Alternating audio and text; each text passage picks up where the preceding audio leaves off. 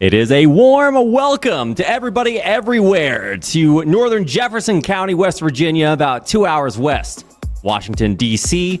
The Eastern Panhandle is where we are spinning above currently. Welcome to you all to AMX Global League Season 3. We're back with race 21 out of 36. That is greater than halfway through our 72 race season.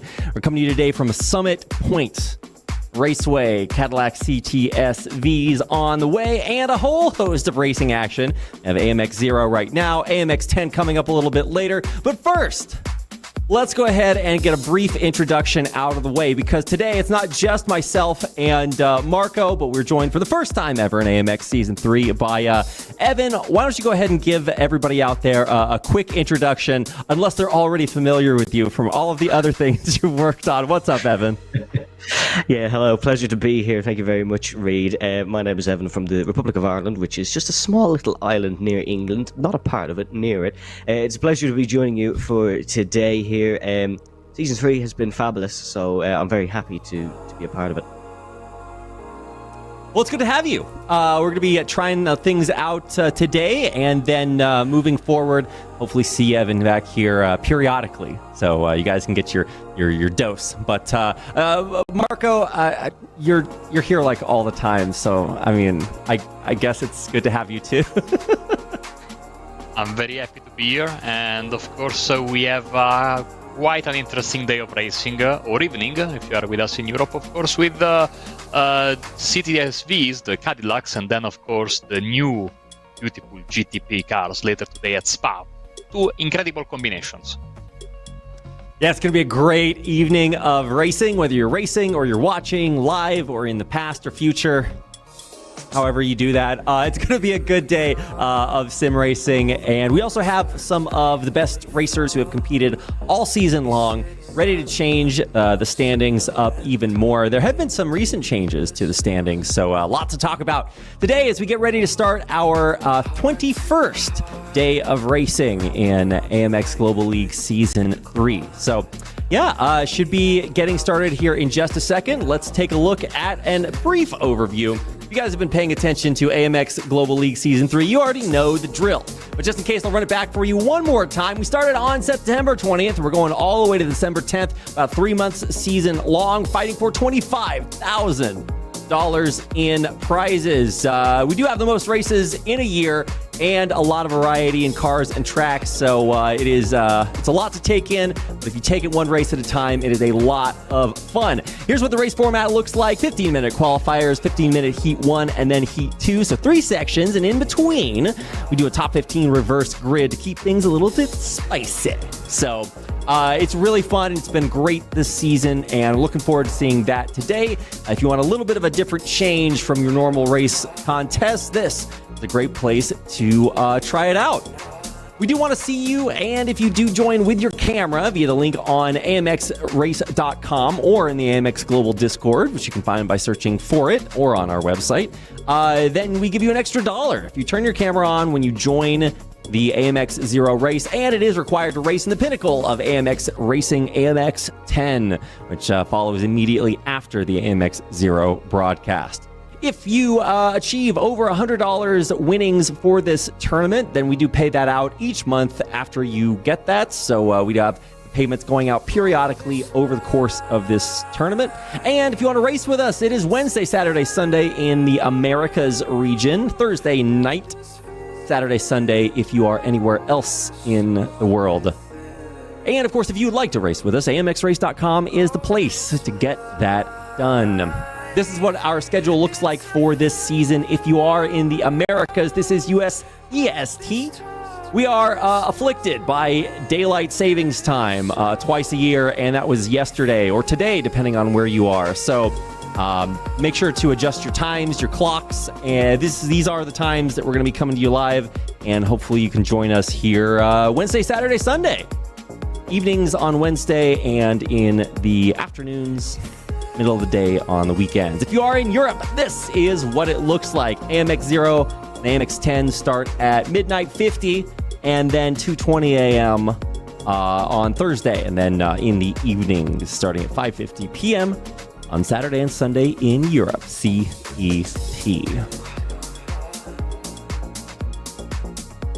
This is a look at the breakdown for our prize pool in AMX Zero this season. Then the numbers might look a little bit small, but when you total it all up together, it's about $100 every single AMX Zero race. It's 36 races, $100 on the line, 99.5 if you want to make it sound like an FM radio station. $7 for first place, $7 for heat number 1 and heat number 2. And it's the top 15 we pay out for each one of those sections. So pretty accessible. With a reverse grid, you got a chance at the lead no matter where you are. It's really exciting, and it's been a great format this season. So remember to turn on your camera. You get an extra $1 for that. Fastest lap is also $1. And if you're not just fighting for money, you want a little bit else, our friends at Next Level Racing are here to help you out with that. They've partnered with us for Season 3 to provide the winner of AMX Zero, the champion, the biggest earner with a GT Lite Pro, for a little bit of extra incentives here. If you don't have a lot of room in your house and you're looking for an upgrade to your sim setup, you're sitting in your lazy boy and you've got your wheel propped on your lap, then you might need a little bit of an upgrade. So try to fight for it. The AMX Zero champion takes home a GT Lite Pro from our friends at Next Level Racing. So thanks to them. Let's take a look at what that race for the prize is looking like so far this season. Quarantine Guinness, almost $200 won in AMX Zero races alone. He's been out here 15 times. Jackson Resenge right below him, 19 times. And so these guys have been racing all season long. They've stacked up some fat stacks of cash here, and it is a pretty dominant top 12. Now, if you were looking for more of a power rankings kind of analysis here, this is what we got coming up. The average winnings per race. That means on the day when you show up, based on your placement, how much money are you taking away? And Kieran Harrison, Quarantine Guinness, and Gustavo Ariel, your top 3, all within 50 cents to $1 of each other. And when the maximum total you can take away is 21 plus 2, 23 plus 1 from the camp, 24 carry the 1. It's a lot. And that means that each day they race, they're taking home over half of the total from a perfect race day. We haven't had an AMX Zero Triple Crown winner yet this season. We actually just had our first AMX 10 Triple Crown winner, so a lot of money on the line. These are the guys that are winning it, and we look forward to seeing more of them this season. If you want to get your name up there on the top 12 leaderboard, AMXRace.com is the place to sign up and get involved. Okay, it's time. We're going to parachute down. We're going to parachute down onto our racetrack tonight. So I'm going to go ahead and turn things over to our wonderful commentator. Marco, why don't you tell us where we're racing today? Oh yes, we are at Summit Point Raceway, one of the OG tracks in iRacing, and it shows, unfortunately. But, I mean, this is one of the 3 tracks every driver in iRacing, no matter their skill level, has raced hundreds of kilometers, even thousands, around this beautiful place, which has been scanned basically at the beginning of iRacing's adventure, way back 2007-2008. And it's a track that has changed a bit in real life, but everybody knows it very, very well. There are a couple of interesting passing opportunities, grass runoff areas everywhere, so mistakes are punished. One of my favorite tracks in the series. And a very scenic view of it as well. A lot to talk about for Summit Point. Great to have a track that, while open to beginners, does have subtle nuances that we'll be highlighting as we go through our time on Summit Point here for the rest of today. But it's a great track. We have to race things on the track. They've got 4 wheels. They're called cars, and coming up, we're racing a few of them. So, Evan, why don't you break down what we're racing here today?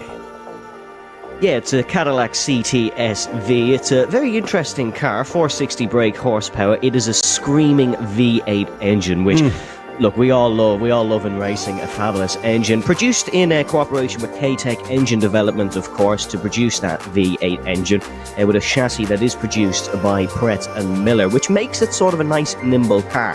It is fairly heavy, 1,450 kg, and has been raced in many a Pirelli World Challenge race, more famously in the hands of the famous American motorsports genius, Ricky Taylor. genius, appropriately named. Yeah, and this is, I think when it came out, this is the V version, right? So CTS, and then you add the V, and that makes it go faster, right? Well, at least that's Cadillac's idea. And I think at one point this set the record for a production car on the Nürburgring when it came out. It was a little fast. So props to Cadillac. They got CTS VR if you're into the LMPs out there. It's just a good time to be racing Cadillacs on wherever you're racing, your sim racing. It's going to be exciting. They are beasts, as Evan was alluding to earlier. They are heavy. They are powerful. They really do embody the Cadillac chevron there. So excited to see these things raced in AMX Season 3. We are beginning our qualifying. As you can see, our drivers streaming out of the pits to get started here. And of course, it'll be a while before they throw up their first lap times. It takes a little bit of time to get around Summit Point Motors Park. And there's 3 different racetrack setups for this one. We're going with the main Summit Point track, the 10-turn, 2-mile track. That's 3.2 kilometers. I did my math right, although I'll let the Europeans critique me on that. No, you're spot on, Reese. 3.219 kilometers. Okay. They know it to the decimal. I don't think Mr. Kilometer is rolling over in his grave right now. Marco, what's your takeaway from Summit Point? Somebody's racing Summit Point. What do they have in store? I mean, you can see from the onboard here we have a Corentin Guinness. It's a technical track. I think iRacing, when they decided to have the list of the rookie tracks a few years ago, they really nailed them, because you've got, let's say, Okayama, Lime Rock, Summit Point, all tracks that teach you basically everything you need to learn as you make your way through the higher ranks of the sim racing services. We have a bit of a misunderstanding there between Guinness and one of the cars coming out of the pits. Now, as much as I love Summit Point, I think that the Jefferson circuit, especially the reverse Jefferson circuit, is the worst track in iRacing. Okay. So I'm very grateful we are racing here and not there, because that final corner at Jefferson reverse, I don't think I will. Sorry, the first corner at Jefferson reverse, which is the last corner, of course, in the normal layout. I don't think I've ever learned it. I've been subscribed to racing for almost 10 years now. So, yeah. But, maybe that's a limitation of my talent as a driver.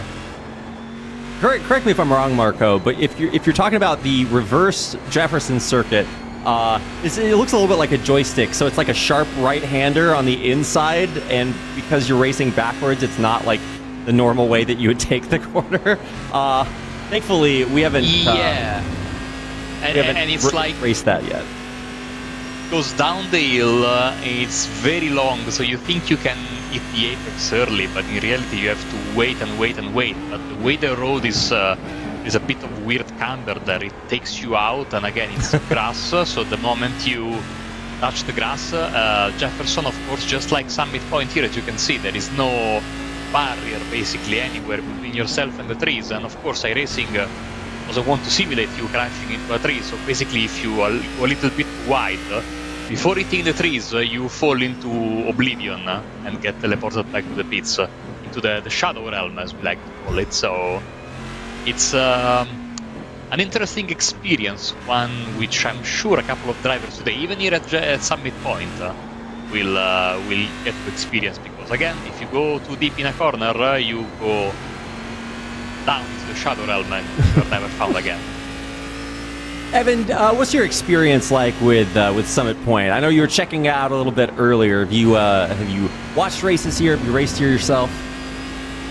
Yeah, well, I haven't raced here myself, but I have watched plenty of races here. It's one of these classic American tracks. Of course, when it was built back in the late 60s, it was a track that's designed, as Marco said, without a runoff or anything really to stop you. So if you put one little foot wrong by a centimetre, you're off, you're into the grass. That's your lap done, your race done. So it is a really difficult track, and although it is short track, it's designed as one that is maybe to get you into the swing of things. It does separate the men from the boys, as the old adage would say. It is one that is quite challenging, but also very rewarding. If you're a driver who can get right on that limit, you will reach the benefits. You will get to see some very quick lap times here.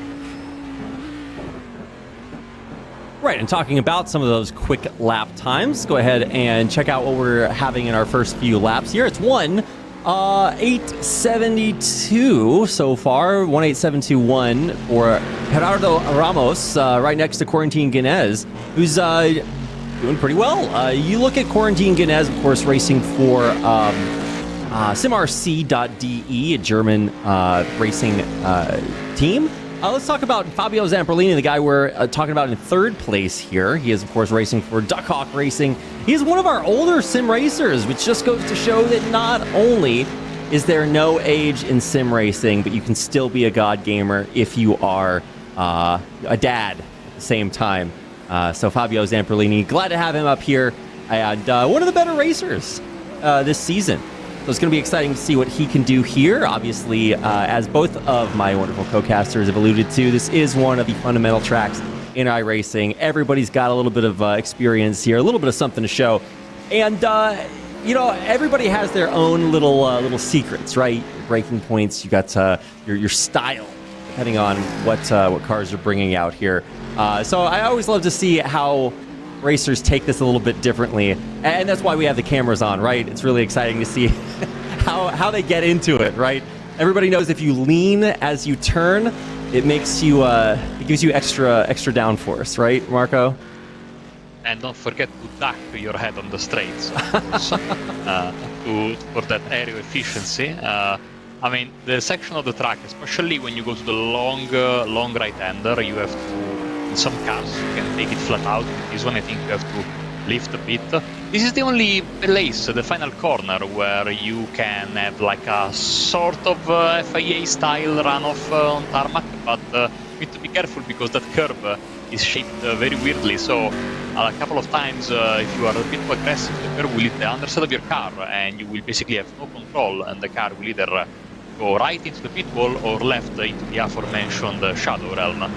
So, by the way, I see a lot of Brazilians here, so of course, congratulations. I don't know where their football allegiances rest, but congratulations to Fluminense for winning the Copa Libertadores yesterday, and of course, commiserations to any Boca fans that might be either on the track or in attendance watching us from Argentina.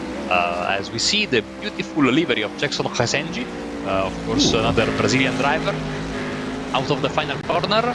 And using all of the runoff area, you can use that. And the start-finish line is actually positioned after the exit of pit road. So it's a very strange position, but with halfway through this qualifying session, it's Corentin Guinness leading the way. 1:08.6, Gerardo Ramos, Fabio Zamperlini following closely. Yeah, that's right. Evan, as you've been watching a few laps around here, is there anything that stood out to you? Have you noticed anything noteworthy as we've gone about halfway through our time in qualifiers here? Well, a couple of things is the first one, through that turn 10, of course, that does have the little bit of the FAI runoff on it. You can see the drivers fully pushing over that curve. They want to push right on the edge of track limits. Now, at a track like Summit Point, when it was first designed, they weren't really thinking about invalidating laps and all that sort of thing. So that's why the grass is there. And these drivers are going to go right to the edge of that. Then when they head up through turn 5, which is a tricky left-hander, and then through 6 and 7, it's a double right-hander known as carousel. That wasn't part of the original track, of course, but those are two corners that are very important, because if you mess up turn 7, there's a car actually gone round. There's actually two cars gone round there. That's a double spin for both of them. That's Ramos in the number 69 car. I didn't quite see who the other one was, but a few unhappy drivers in qualifying potentially. These guys are very eager to race around this Summit Point track. That's not the first incident we've seen in qualifying where two guys are getting up close and personal with each other. Yeah, that might happen a little bit more. One of the things we have to do with Evan here, Marco, is I think maybe you get desensitized to the wanton violence after a while. So Evan, hold on. it might be a little bit rough, especially when we reverse grid in the next couple of heats. Yeah, so I mean, this is qualifiers, so hopefully we're getting that out of the way early. But Marco can tell you I might be a little bit optimistic there. Yeah, Was it Dale Earnhardt that said Robin is racing? Robin is racing indeed, absolutely. We were seeing Fabio Zamperlini, Fabulous Fabio, and then the camera cutting quickly to Corrent and Guinness, still holding on pole position. Of course, right now we have 14 entrants. The usual massive contingent from South America especially, which still is in good showing today. Usually the Brazilians, they have another, thing on their schedules right now, like at this very moment, as there is a car pointing in the wrong direction there. But still, props to everyone that showed up for the race tonight of AMX 0. Of course, later we're going to have AMX 10 from Spa, and another Cadillac, the most recent racing Cadillac, will also be present. Oh boy. I wasn't expecting that. No. But the track doesn't move. That means you always know what to... No, you never know what to expect. This has been one of the more eventful qualifying sessions that we've seen this season. So usually there's a lot of, sportsmanship, space being given during qualifiers. But half the art of qualifying is, giving yourself that space so that you can go flat out, don't run into traffic like this, right, Evan? Yeah, well, there's not much space to give around Summer Point, unfortunately. It's one of these circuits where you can't, that's another car gone round. That's the 22 that's gone round there, and that is Villarreal, who has gone round, I think, the Uruguayan. And, it has been a really interesting qualifying session. Sometimes qualifying can just be running through the motions, but this one is really... It's surprising. It's given us surprises as Ramos doesn't find some time on that lap, or actually he does, but he doesn't find enough to go ahead of Martin Guinness. And we can see Fabulous Fabio, as his nickname is, I assume, from what Marco said, goes to a 1087. So it seems like there's a lot of South Americans here, but they can't find the time to get over the French or the Spaniard in the top two. That is true. We have a pretty nice variety of South Americans, Europeans. We're mixing it all together here. Argentina and Brazil very well represented, but as I do when I'm watching my Formula One, I feel torn about rooting for the lone American driver. My patriotic duty is there, but. Anyway, I'm wishing the best to Gallo as he tries to make his way up the standings. And as a consolation prize, I kind of wish this would happen in the Formula races. We do reverse grid, so he will get flipped up to the top if he does finish towards the bottom of the roster there. Speaking of towards the bottom of the roster, Diego Villarreal. This is the guy that won his first AMX Season 3 race just a few weeks ago. So he's already really come out and shown some great performances this season. He's racing for Team SART, which might require some imaginative abbreviation analysis, but it's South American Racing Team, no matter what you want to make it say. Glad to have Diego. He's been here for a while, raced in quite a few AMX seasons, so nice to have him back here. Currently a 109.792 up on the board. Good enough for the top 10, but still some time to improve. But not much as we close out our final 2 minutes. You can get maybe an extra lap in there, but a lot of yellow sectors out there for most of our drivers. So we're not really seeing as much improvement down at the wire. Some of our racers really do like getting in that final lap. Marco, you've been here for a couple of those last lap final moments, haven't you? Yes, and of course with the heat format that we are using, it's going to be, the moment the clock hits 15, it's going to be qualifying over for these drivers. So they need to time their final run correctly if they want to have a chance at getting that final lap in. The final lap. It's almost here. I dragged the second out for a minute. No. But we do actually have a few final laps coming through. Casacerda improves up to 13th. So, I mean, it's a little bit weird. You're improving up a little bit, but then you drop down when you get reverse gridded.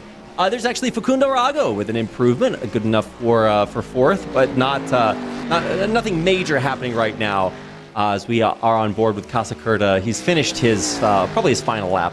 We close into the last 30 seconds here. I don't know what else is coming through the finish line. Can't exactly see that. So, is there a driver that's impressed you so far, Evan, as you've watched our qualifying session?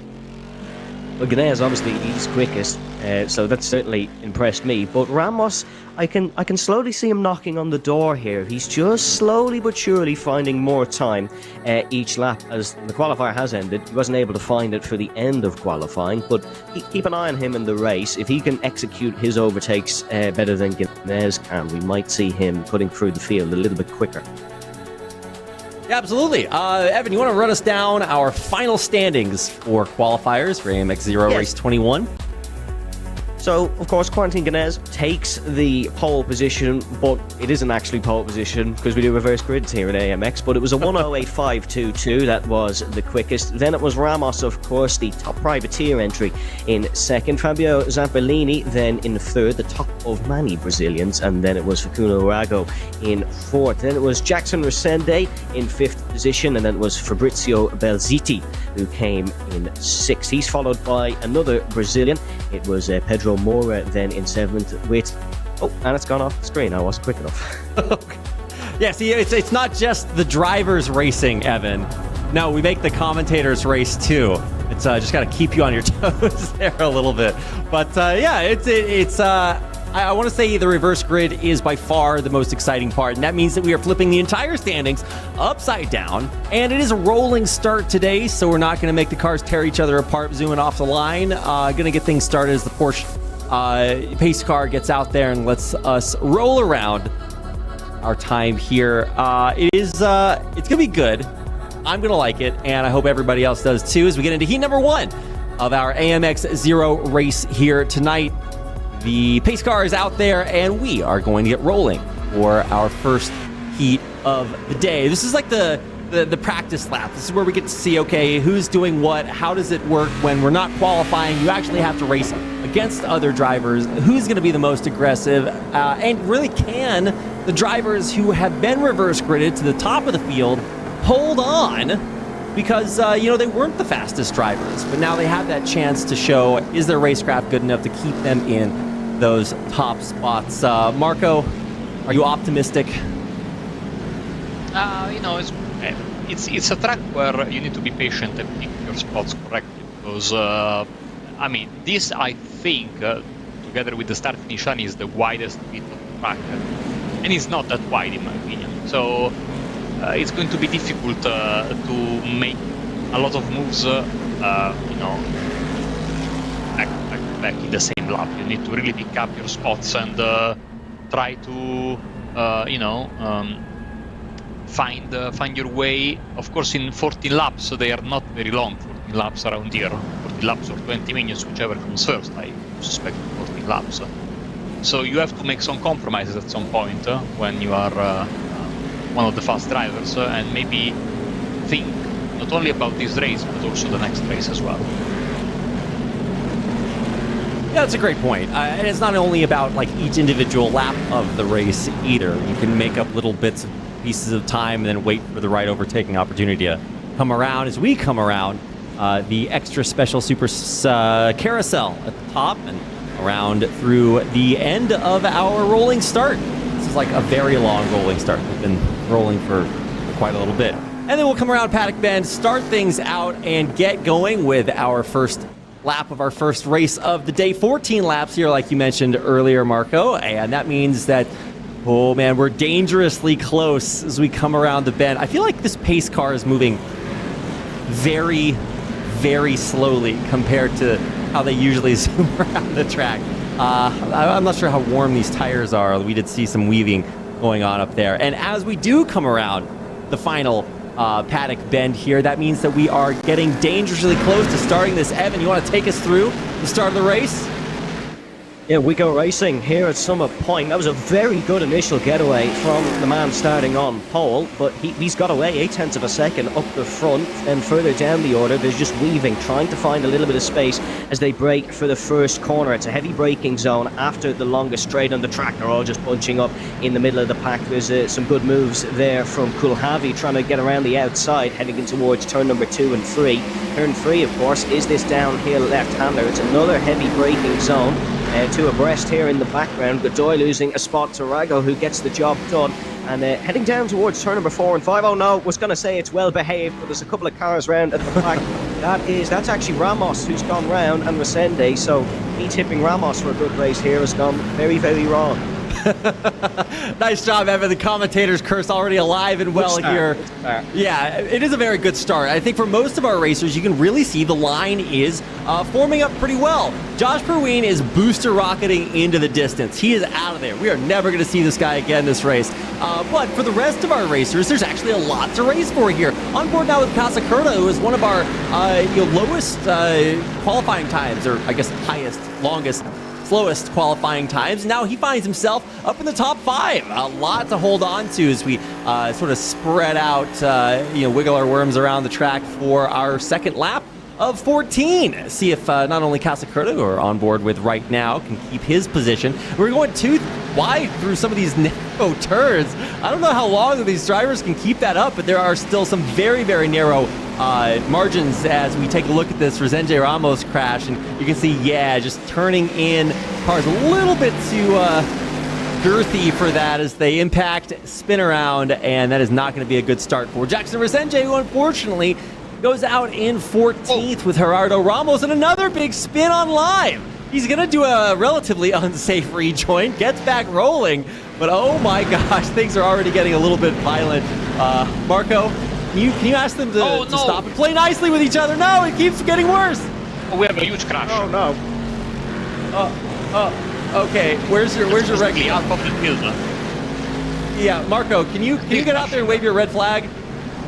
Oh man, I would if I could, because that's basically half of the field involved in a massive crash as Guillaume, the driver that basically unwittingly started this mess, is heading for the pit. Look at the damage on this car. Somebody has also lost his engine there in the back. It's Nico Godoy, unfortunately, trying to bring his car back to the pit lane. And this means that now Josh Purwin has a massive gap over Gaston Flavi and of course Pedro Mora sitting in 3rd place. Pelziti, Zamperlini, Ramos and Guinness are the only guys who are still on the racetrack, and the other half of the field has gone through the pit lane. Yeah, wow. Hey, Evan, by the way, this is like World of Outlaws or something. What is happening here? This is a crazy race to cut your teeth on.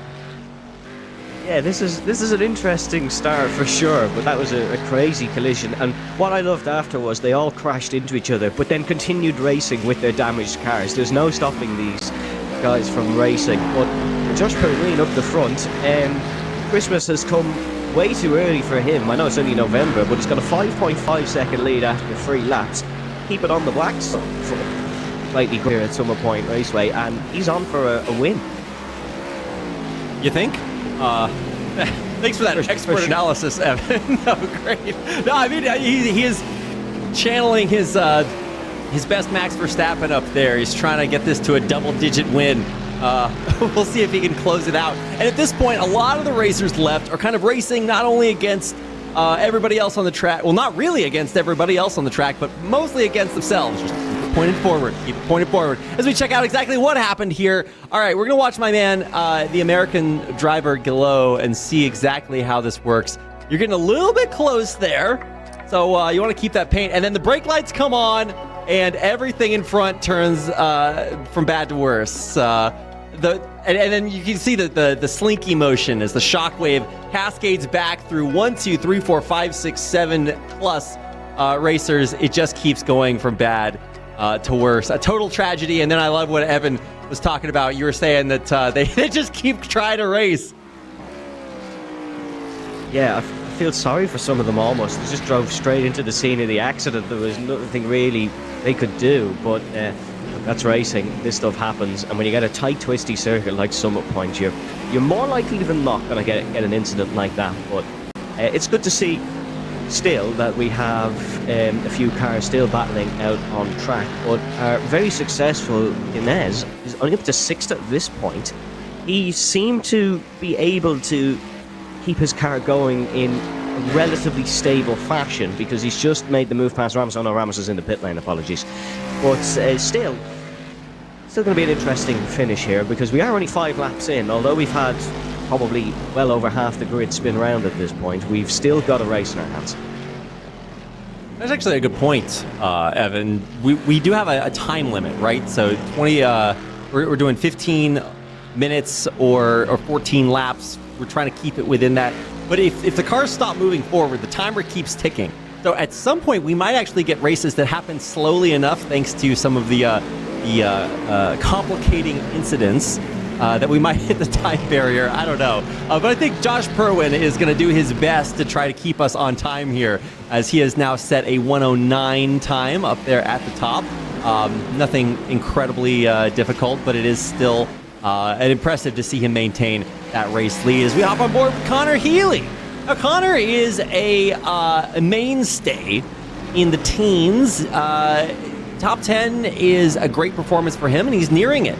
As we do have a brief spin-off behind him, he has managed to navigate that successfully and keep himself in the good part of our racetrack, although it's going to see if he's good enough to make it into the top 10 as he faces his greatest challenge yet, Nico Godoy, the top 10 gatekeeper. We'll see if he can make it past as we hop on board with Casacerda. Marco, who's your biggest winner of the race so far? Well, of course, Purwin is the easy answer because, I mean, he was already leading, but his crash basically forced everybody behind him to stomp on the brakes or go to gas and avoid crash, or so whilst he was laughing his way in front of everybody. But I say also Zamperlini was able to get a good advantage, not that he needs it, of course. And what I really like is that, of course, the drivers are now in pits, in and out for the repairs, and the fight will be there for getting down to the reverse grid, or trying to, because there is still a lot of a lot up for grabs for these drivers, because the reverse grid for race 2, and of course the prize money. So we'll see. I think drivers still going for overtakes as long as the race goes on, as we see here. Facundo Rago is going past Casacurta, and he's up to 7th place. And every time we watch Facundo Rago, we got to shout out this guy. He's a racer for Voracious Esports, and or Voracious Racing Team. I never know which adjectives we put after that, but he does have their team logo on the front of his Chariot sim racing cockpit.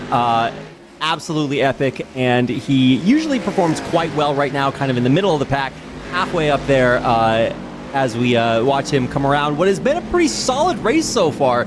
But keep in mind, he's racing at sort of the back of the front of the section of racers who had tragedies befall them so far. As you can see, some big gaps between like 5th place Zamperlini and then Facundo Rago also, who's racing a little bit behind. So we're not going to see necessarily just a straight up 1, 2, 3, 4. There might be some lapping happening here, as you might see that from Gallo and Healy towards the bottom of the standings.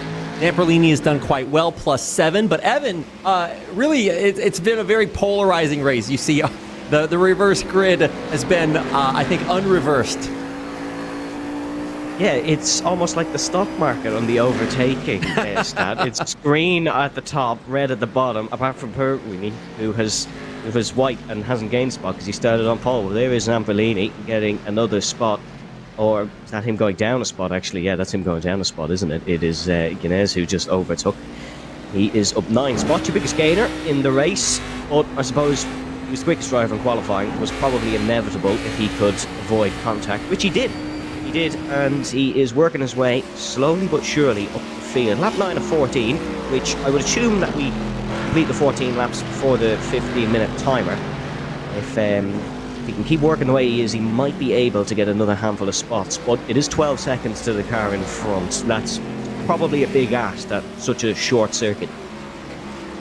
You would think, Evan, and I tend to be one of the more skeptical commentators that believe that nothing exciting ever happens and that we'll always just race in a straight line for the rest of our days. However, yesterday, one of our newer racers, Connor Nixon, I think he made up a 25-second deficit, almost. I think he was within 1 or 2 seconds there at the end of the race to almost finish in the lead. It was crazy. So now I'm a big believer. Marco, are you a believer that things could change drastically before the final 5 laps of this race?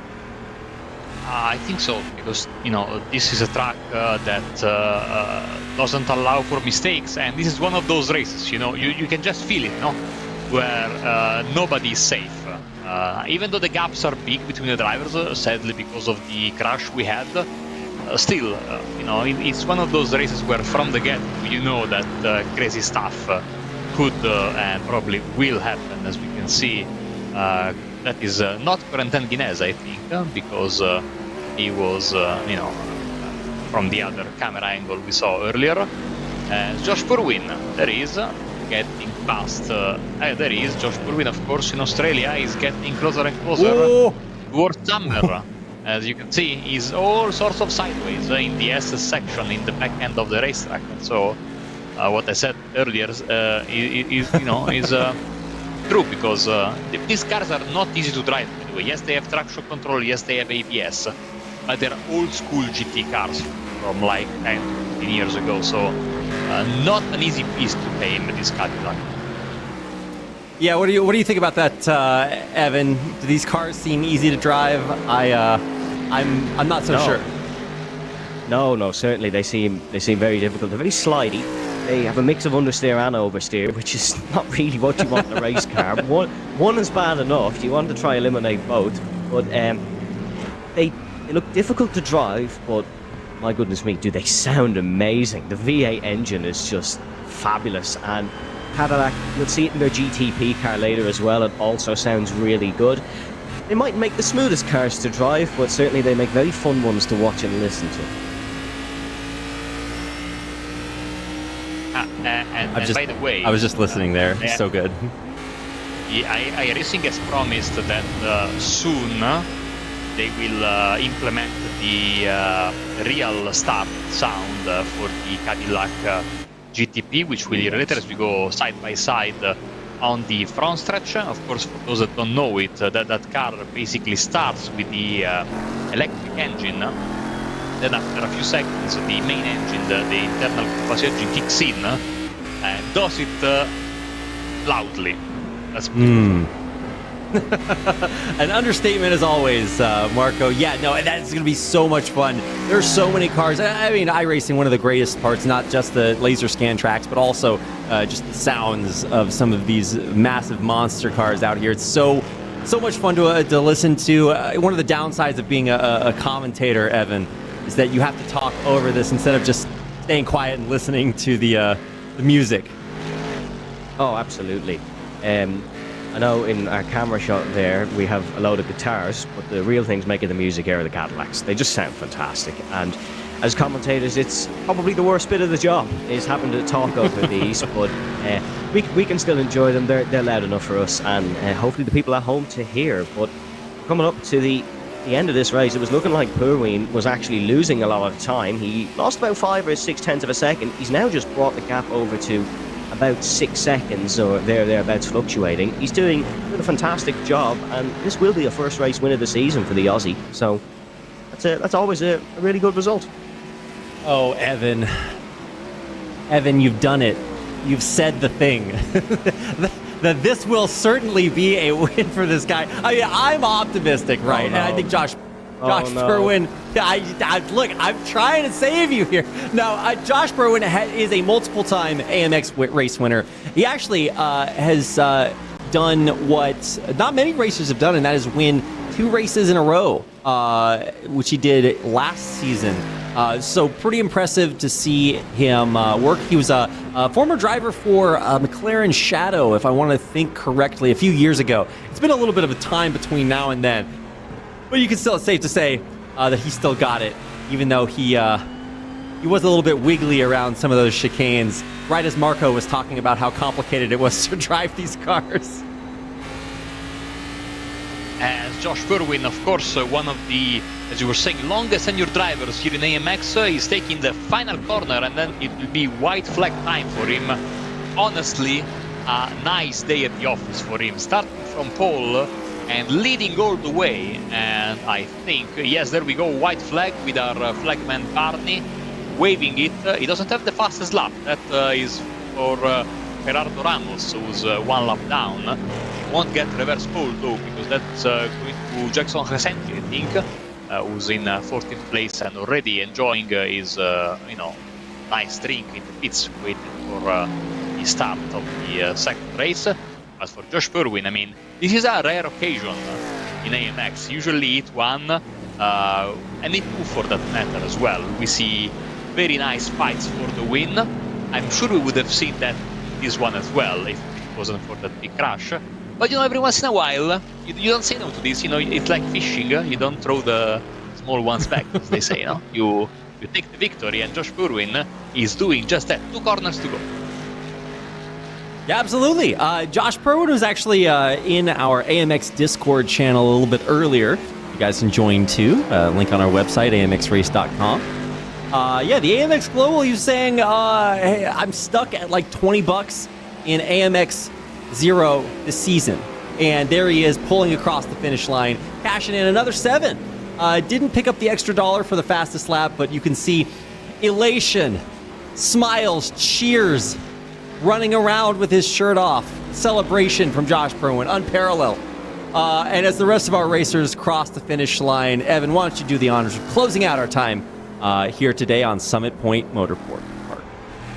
We still have a little bit of a battle here, it looks like, for 8th place. We're looking at Casacurta, who is hounding down Villarreal in front. So, as we know, there's still everything to race for. I think they're racing for $1.60 and $1.40 respectively. But look, count your pennies and the dollars add up. There's something along those lines. Don't count your chickens before they hatch.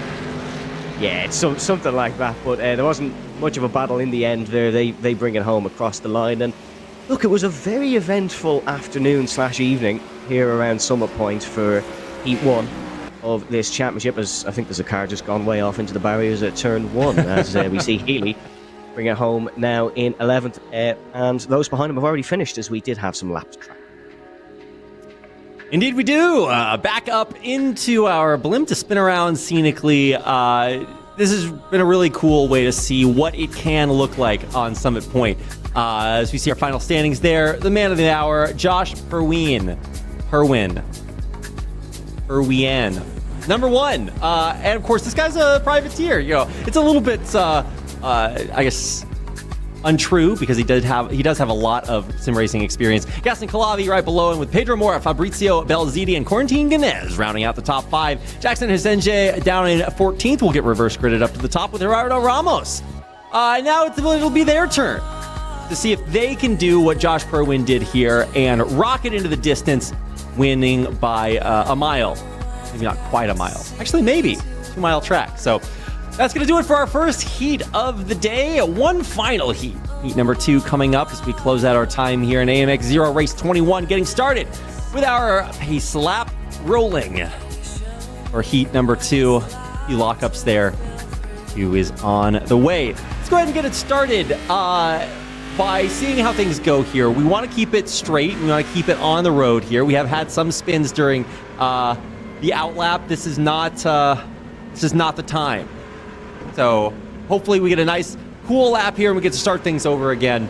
And in heat number 1, we had quite a huge pile up there. So hopefully a lesson that our racers will have learned from Marco as they go through here the opening to heat number 2. Oh yes, the pace lap has started. You can see a very safe position there for the Marshall behind that very sturdy tire wall. Of course, we know that tire walls in iRacing are made out of tellurium, so they are not very soft with your car. I hope that we don't have another crash, because I think that this second race will show how good of a show we could have had in racing, which was entertaining. But of course, we want to see the fights neck and neck until the end of the race, and then of course it's time to pack things up, go to Spa-Francorchamps. Once again, 14 laps or 20 minutes, whichever comes first. We've seen in race 1, despite the crashes, we were comfortably ahead because Josh Purwin was pushing very hard at the front. Who knows? I'm really looking forward to see, because Hesenji is a very fast driver in my opinion. And maybe he can do a Josh Purwin and win from pole position, which we know is not easy in this series. We shall see. We shall. Yeah, the reverse grid is so exciting, and I like that we do more than just one heat because there's more than one chance to see how the race might have looked. And I really like this, and I wish, this is the multiverse of madness, right? I wish that we could see potentially how races would have looked. We just finished the Mexico GP, and we had the Mexican driver there drop out at the first turn. So you imagine, hey, what might that have looked like before things went totally pear-shaped?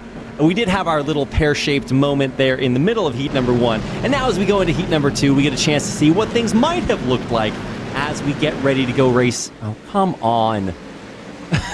As we get ready to go racing in our heat number 2, off to the races we go. Trying to keep things pointed forward. Let's have a good, clean race and get started with our final heat of the night. Evan, take it away.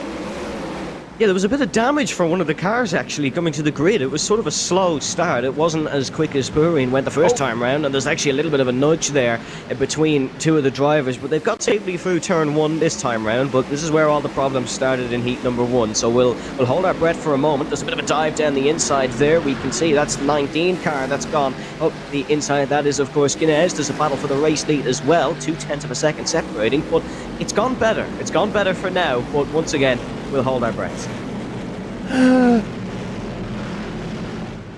Okay, that didn't last very long. I'm not very good at this. This is why I'm casting instead of scuba diving.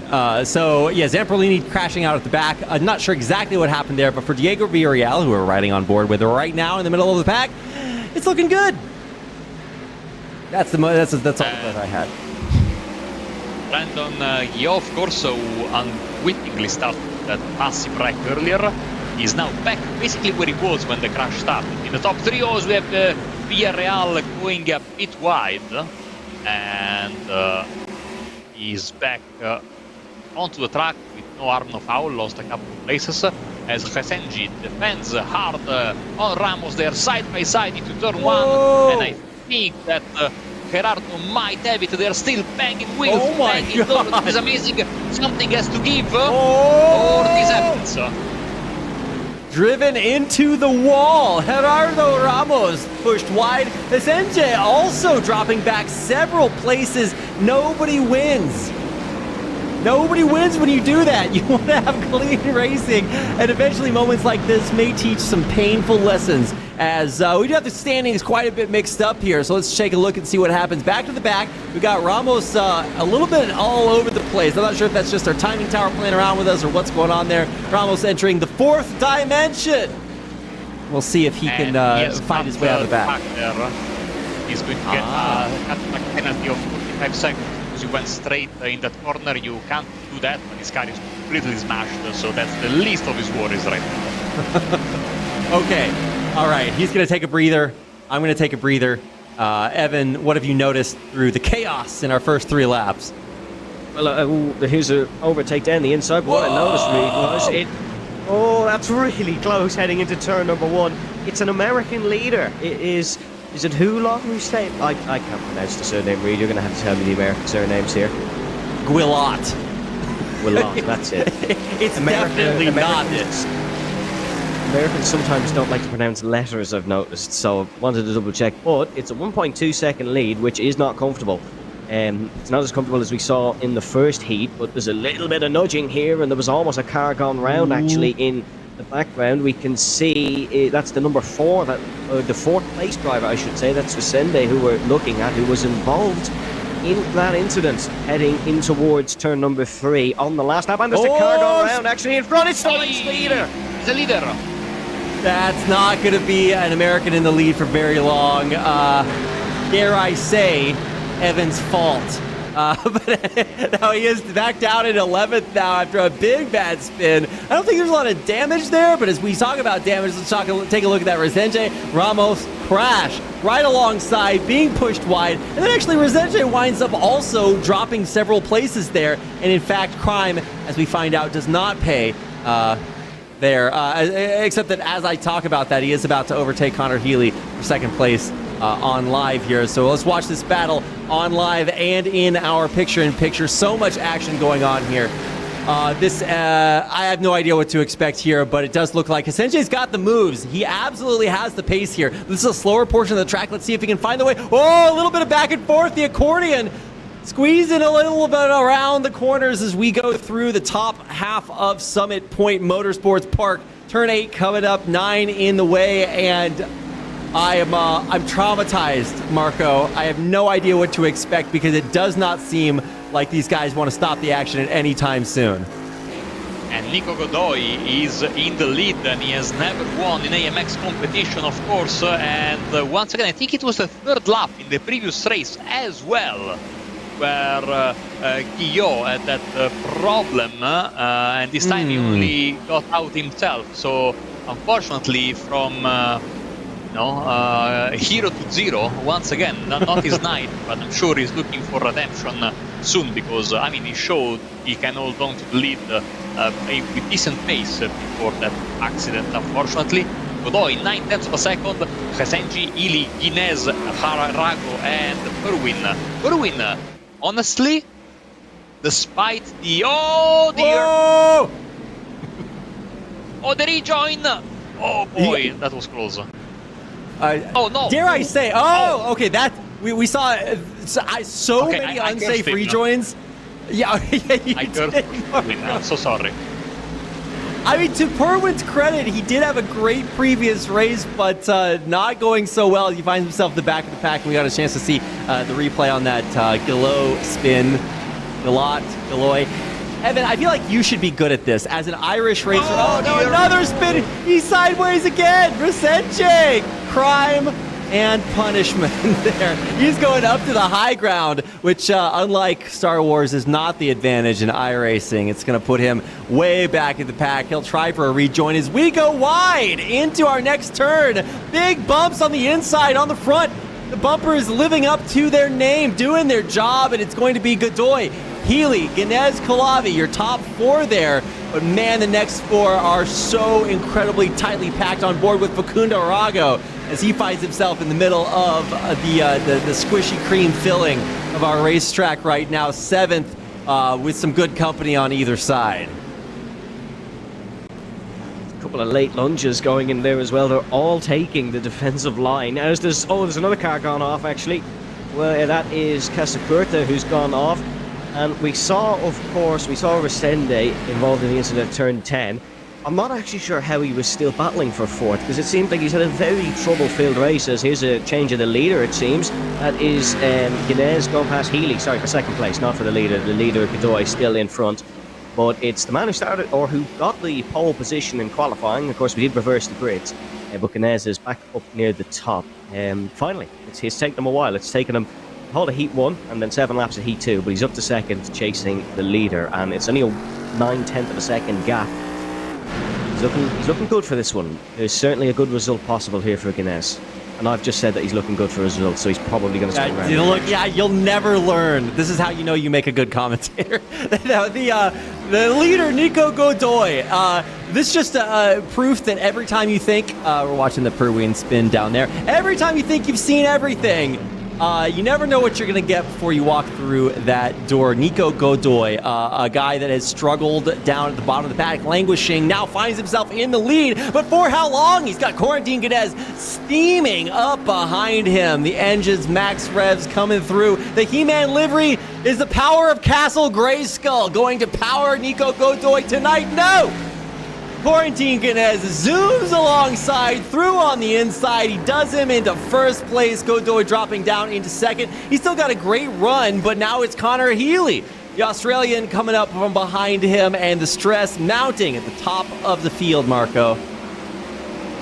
Yes, fantastic pass from Quarantine Guinness, and now, of course, Connor Healy is also looking to make the move on Godoy and try to, go past him and stick to Corentin Guinness before the Frenchman drives away. No, Nico Godoy was all alone. Just one lap ago. Now, well, he's got a credit card and some good company, as someone would sing. And he has to really defend hard.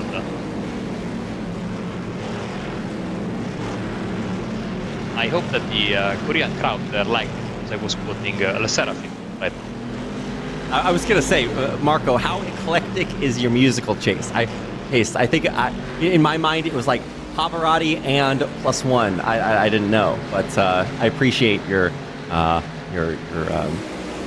song choices. One of these days you'll sing for us, or maybe that's just the normal commentary. Let's hope not. Let's hope not. Either way, it's been a good day of racing so far. The second heat has really delivered a little bit of everything. No! Nico Godoy dropping back a little bit, and now we get an even more intense battle here. Godoy, I don't think he's going to be happy to give that place up. The He-Man livery falling back, maybe even another point, although we are weaving around here. Gaston Calavi coming through, but got to keep it pointed forward. Weaves back into the line there, and Godoy holding on here to third place. Calavi trying to kill him, but he's going to have to stay back for now. Can Nico Godoy hold on here to this third place? He might be in some hot water here, Evan. Yeah, probably a little bit over-aggressive on the straight as well. You can't really force other drivers onto the grass, but it made good racing. It's made this entertaining, so I've no problems with it, but Healy certainly will. But Godoy, he's been falling back a little bit like a large stone in water here. He's just dropping down, and the driver in fourth place, Kohavi, fancies this one, doesn't he? He wants to try and get this spot. Turn one, a good opportunity for him, as we saw. That's where Healy got the job done, so I think that's where Kohavi is probably going to aim to get it done. He's a little bit too far back here, though, using the slipstream benefits to get closer and closer to his fellow Argentinian. It's actually an Argentinian 3-4-5 as well. So the South Americans may have had a shaky start here to the evening, but they're having a much better heat too, as that's actually wide from Godoy, and Kohavi, he'll have that. He's going to take that one, and unfortunately Godoy now has three cars right behind him. He has Belziti, Ismora and Isrago, who are just looking to take that spot off. Yeah, that's right, Evan. 3 through 6, 7, 8. This is a very, very deadly middle of the pack. It's going to make for a lot of action through our final 4 laps. And while Corentin Guinness made that overtake and is 4 seconds into the future, let's take a look at Pedro Mora as he makes up the meat in our sandwich here for our final laps of this race. Really cool to see the onboard. Picture-in-picture. Shout out production. They're doing a great job today, and I love to see a little bit of an onboard while watching from overhead. All the juicy action that we are being gifted with today, Marco. I mean, it's fantastic production as per usual behind the scenes. Our guys work really hard, and this is the result, of course. Great coverage of this race. Corentin Guinness has said goodbye to the rest of the field, but behind him, no, without the big crash, the pack is really well matched with each other, and so we are getting a lot of action with poor Nico Godoy sadly dropping like a stone, having to defend with everything he has, making that Cadillac as big as he can, even bigger than what it is. But you see that Belziti is dragging with himself Mura, Rago, and a little bit further behind is Giot as well. As we go round the outside. That's very brave move. Ooh. And it works. Wow. Sometimes it just does no. Oh, no. Okay. Calm down. Okay. It's okay. That was almost so bad. Oh my God. But it does work out in the end. Mora up to 5th. Belziti ahead. Pack thinning. Godoy down to 7th. We're watching his He-Man livery as he tries to make a heroic climb back to regain his lost spots. Although he's only down 2 from the start, he has been, of course, much higher previously. Zamperlini climbing down bottom of the standings, and more laps coming through as we close in on our final 3. So on board now with that Godoy. He finds himself, I think we had off track there in the back. Yeah, who was that, Evan? Ramos, who's gone round, I think. Oh, another one! Car gone round. Oh, they're everywhere! Whoa! A Sart livery, that's Calavi, I guess. Yeah, that is Calavi, and that's really unfortunate. He just got onto the podium places, got that job done on that fierce battle with Godoy, and then he spins it. That's unfortunately racing for you, as That is another car gone off in the background as well. That's Rago who's gone, or is it? It was, yes, because here's Gulhavi again. So the two drivers who both spun around are now side by side. I don't know, Gulhavi is going to get that one. I think Rago, is he struggling a little bit with some damage? The car doesn't seem to be running correctly, but only 2 laps, he can limp it home to the finish. You would hope so, right? I mean, this is not time to pit. You got yourself a position. Wherever you are, you just have to make it work.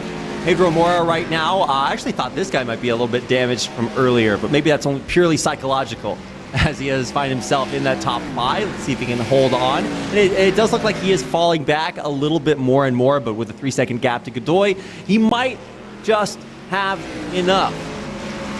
He might. I'm just going to keep jinxing him until something bad happens.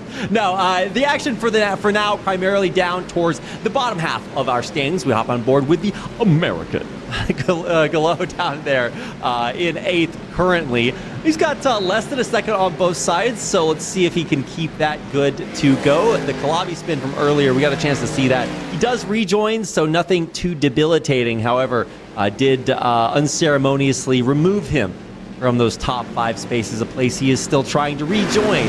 Although now let's check out Facundo Rago, as he is now, this is by far the tightest part of the race. Going wide into the turn on the inside, speed sticking into the lead there. Resenge, this is a guy that's been all over the place. The good, the bad, and the ugly. The name for Jackson Resenge's autobiography of this race. Gallo in the lead, but less than 3/10 back. Resenge has one final lap to do it. The white flag is out, and we are racing for the last lap of our time at AMX 0 tonight, Evan. Yeah, Resende was in the grass at turn 3 twice. He was on a grass banking on the exit of turn 10. Now he's going for the move on for P7 on the American. There's a bit of battling in front as well. Here comes Resende to the outside. He's taking a lot of risks this race, as you can see the front of his car actually. The bumper is completely sideways, just here to the outside. Bit of rear sliding as well. Now has the inside line for what has not been the best of corners for Resende, turn number 3, but he's going to nail the braking here. The 13 on the outside, the 6 on the inside, and he's going to just try close the door. That's a brilliant move from Resende. All out of shape, and now Facundo Rago is going to get the job done. That's great racing from the 3 of them though. Fair space left and really, really close quarters. Yeah, such a masterclass here. This is so much fun to watch. Or notes, if somebody wants to take them. Our race winner coming up through the through the bottom. It is Quarantine Ganez. The checkered flag waves 8 seconds ahead of Connor Healy behind. For Connor Healy, this represents one of his best, if not his highest placement all season long. The flag waving for Belziti, Murat Kalabi, the front of the pack coming through. Still some racing left to do in the back, though. We're on board with Gallo, Perween, Rago. They are less than 2/10 away from each other. Let's see if they can pull it back. The pedal to the metal coming through the checkered flag. Nothing changes. It all stays the same. Rago, Gallo, Perween finish right in that order. The final checkered flag is coming through, and with the fastest lap at the bottom, Gerardo Ramos picks himself up an extra $1. Not only this lap, but I think he actually did the same thing in the previous heat. Good way to finish things off as we finalize our final standing for heat number 2. Marco, you want to run us down how things shaped up here for the final heat of the night? Absolutely. Quarantine Guinness for simracing brings home the victory in front of Connor Healy and Fabrizio Belziti. Pedro Mura and Gaston Culavi round up your top 5 in front of Nico Godoy. Walls on to 6th place. Jackson Resenji, Facundo Rago, Brendan Guillot, and Josh Perwin. After him, we have Fabio Zamperlini, Rafael Casacurta, Diego Villarreal, and Gerardo Ramos.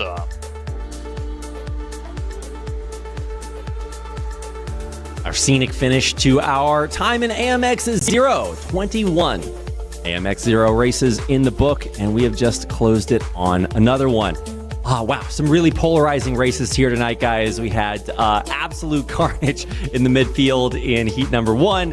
Heat 2, just nonstop action, front to back, top to bottom, side to side. So much going on here. And for Evan, this is your first time here commentating on an AMX race. And, I know that you have a long and storied history in some other leagues, but I think it's safe to say that you might have had a slightly different experience here. What do you think of the AMX 0 race tonight?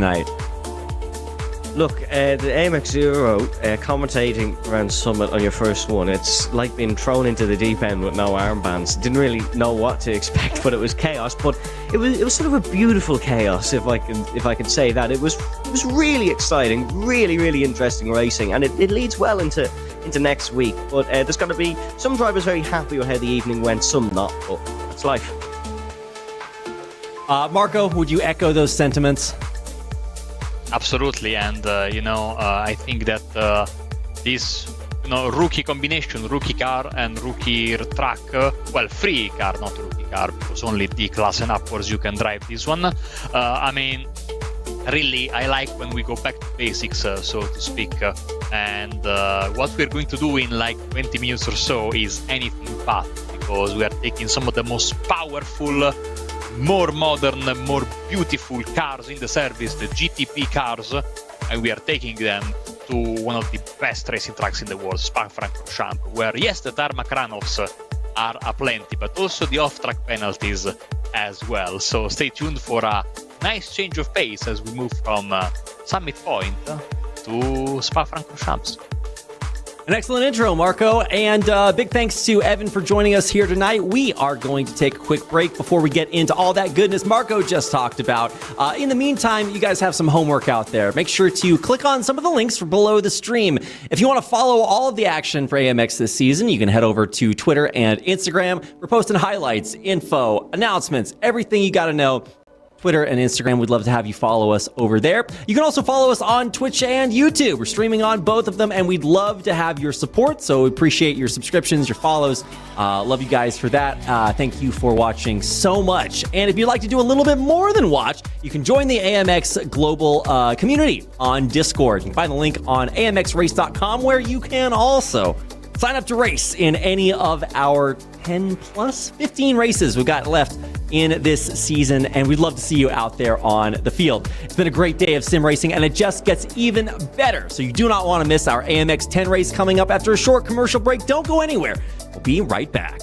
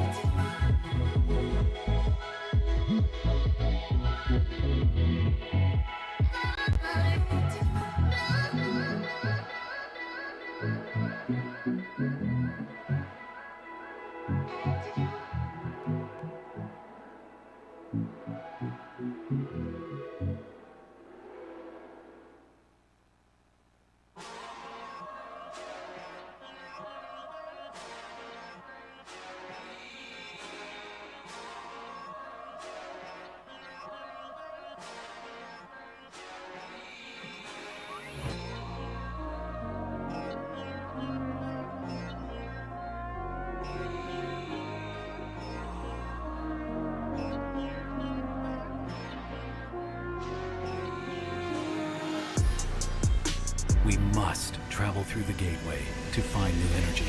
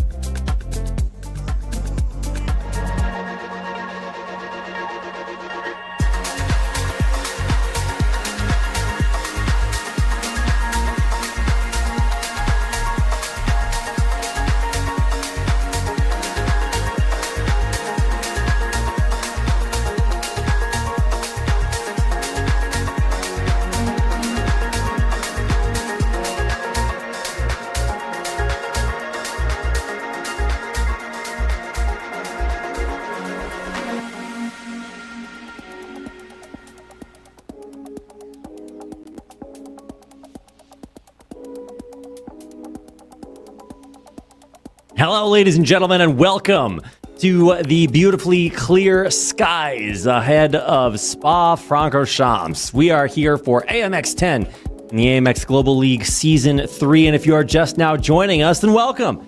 You picked a great day to watch some sim racing. Whether you're watching us live or via video, we are happy to have you with us for what should be an absolute banger of races, and we are not doing it alone.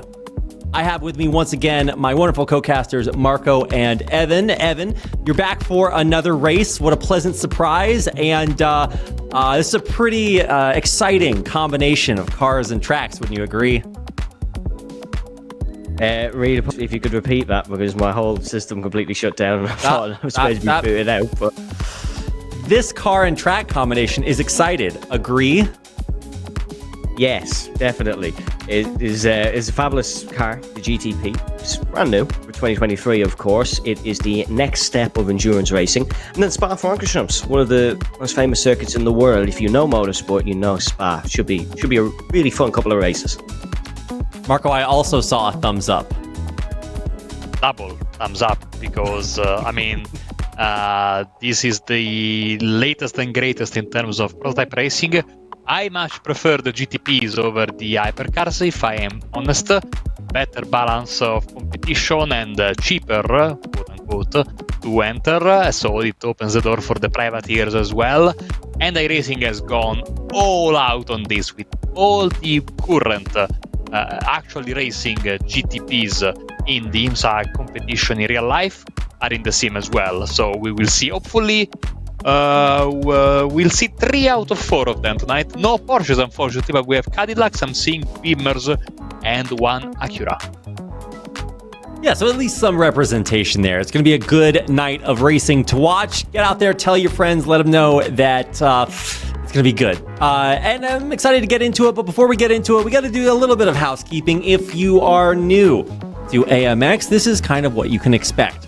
3 months of racing from September 20th to December 10th. $25,000 on the line, and the most races in a year of any tournament, anywhere, ever, forever. And like we have today, there's pretty darn interesting combinations of cars and tracks out there. Accessible, excitable, it's the whole gamut of competition here. And we're doing it with an interesting race format. The qualifier is 15 minutes long, so you got plenty of time to set your hot lap out there.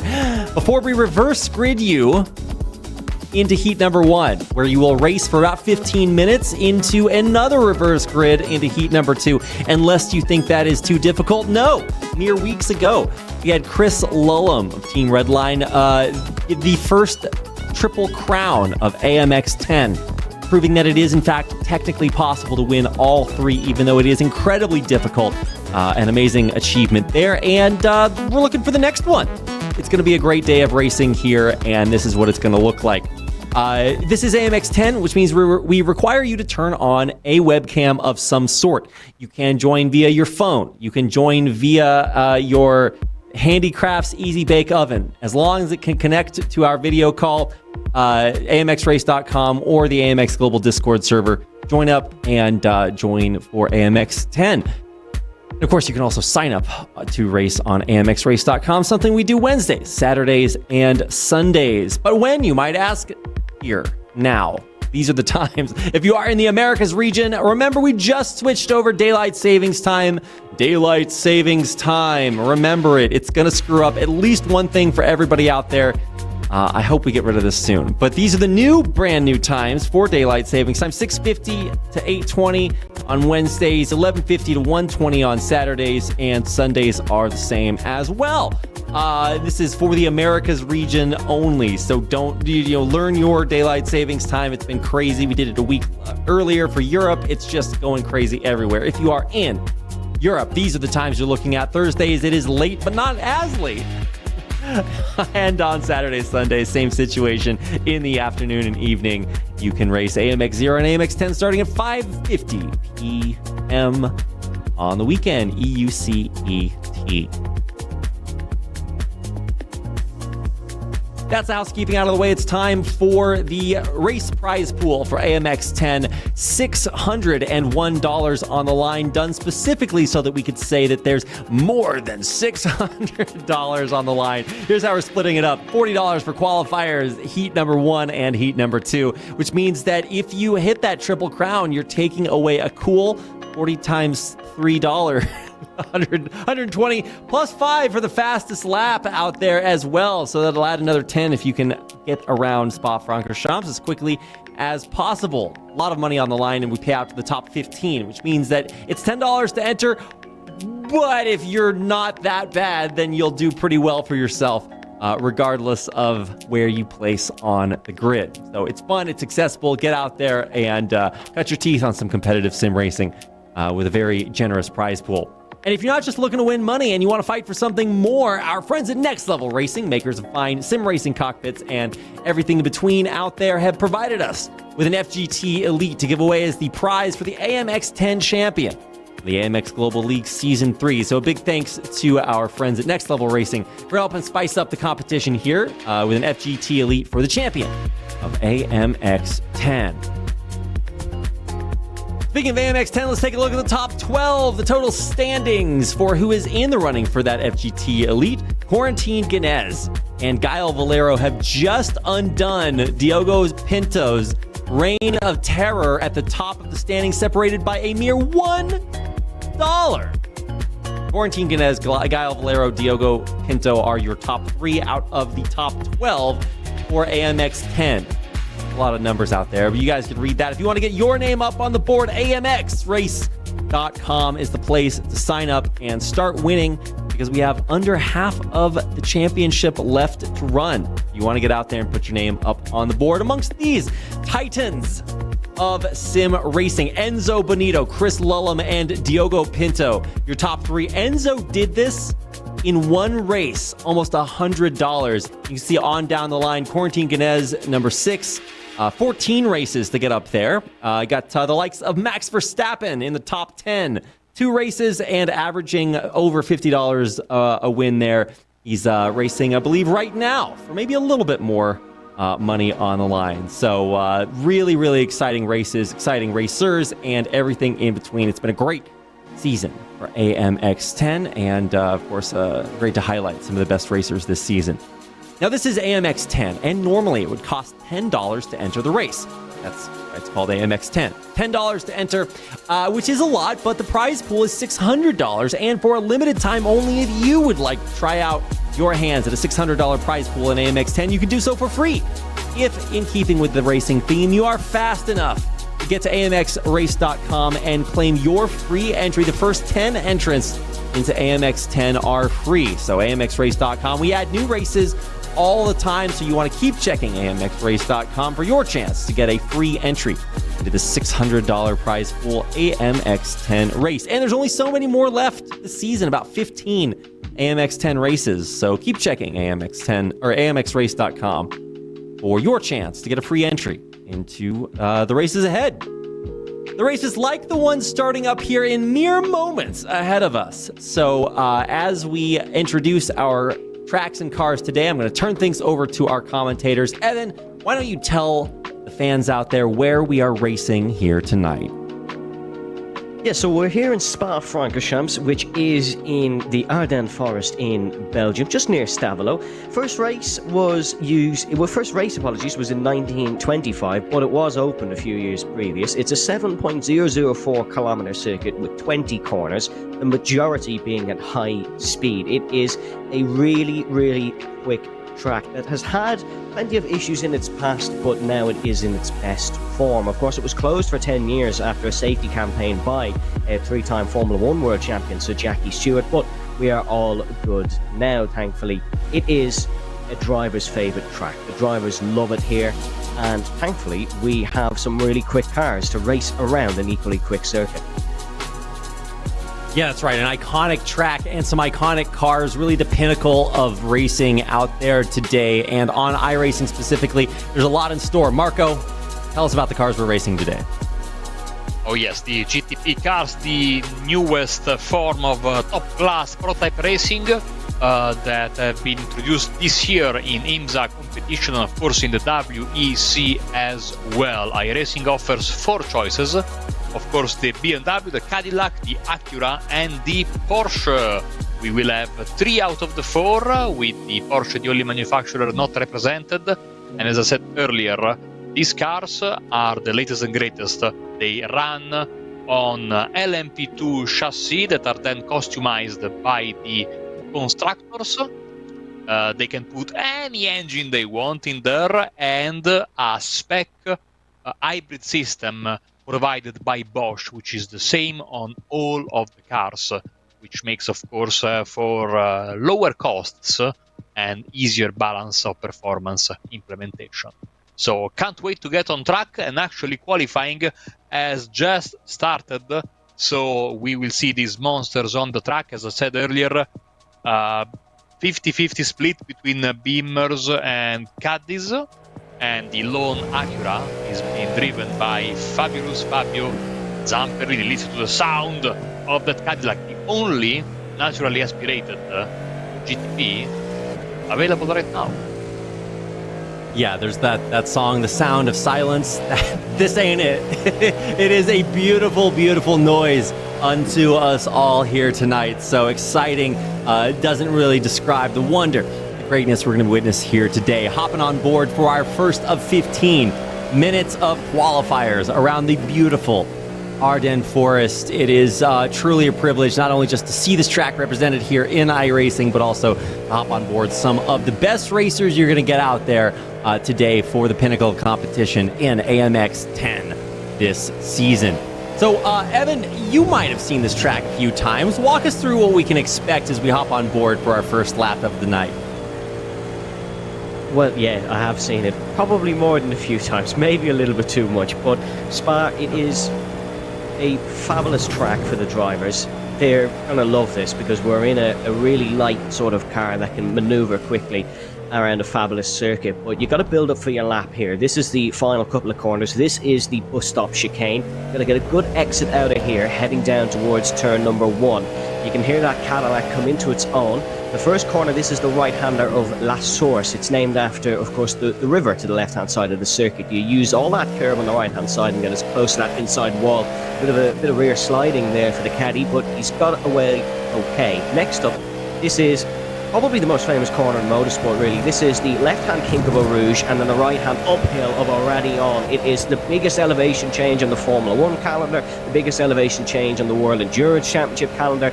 It is fabulous. Then it is the Kemmel Straight, which does have technically turn 6 in it, but it's absolutely flat in any sort of automobile. Then you're braking for the right-hander and the left of the Lake Combe chicane. This is where most of the overtaking will probably be done in these cars. Then you're heading up through Malmedy, which does have gravel to the left-hand side. If we're going to see a mistake there, we might see it through this corner and then in towards the Brussels or the Bruxelles hairpin.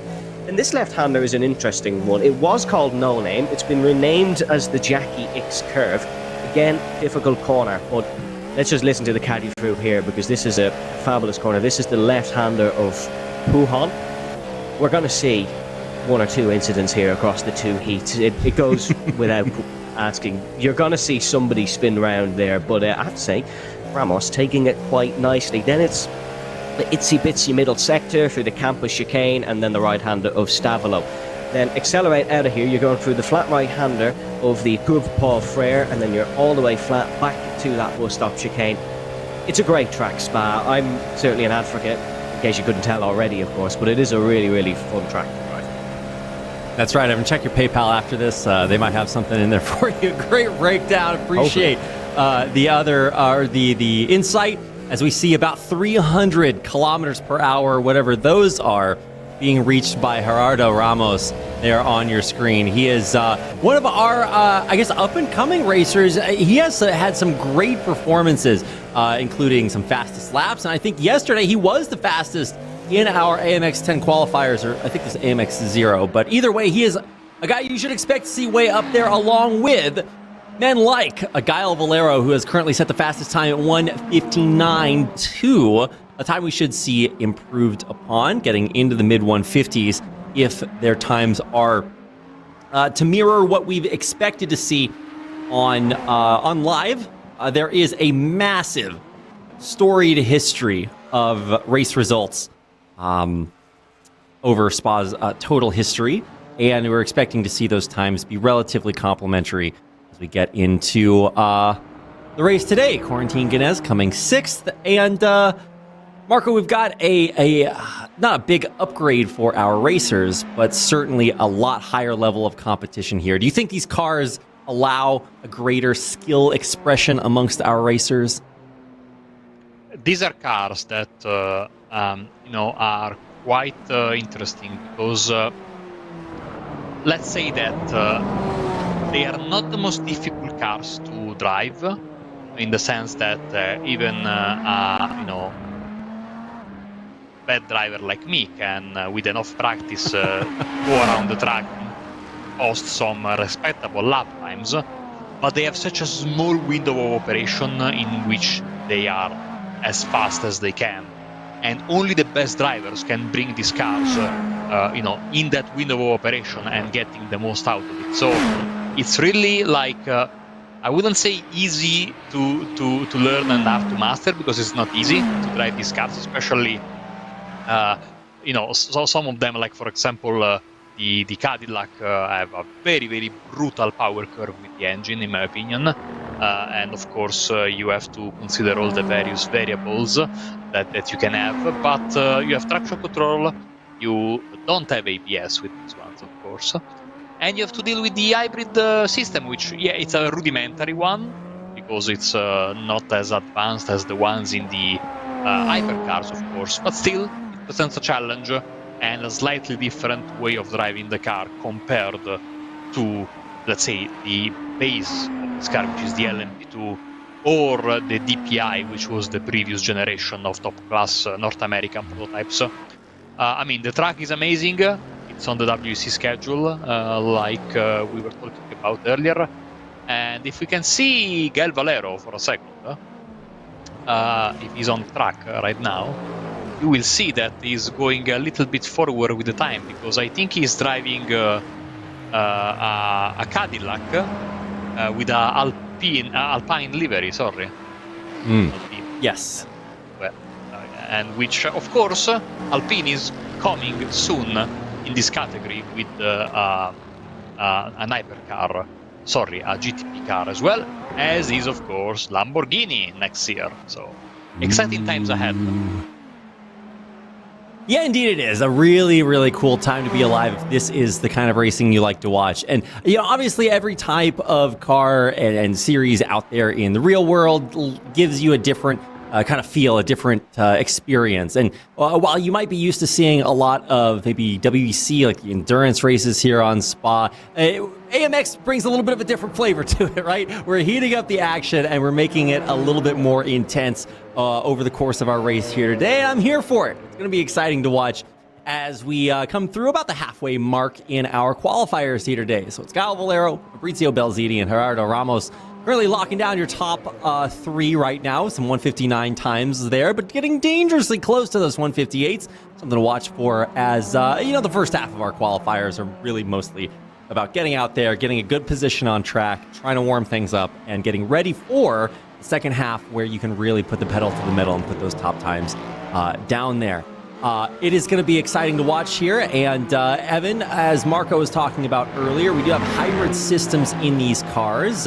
If I'm like a NASCAR guy, if I'm my standard manual transmission commute to work guy, and I don't know what that is, would you mind breaking that system down for us a little bit?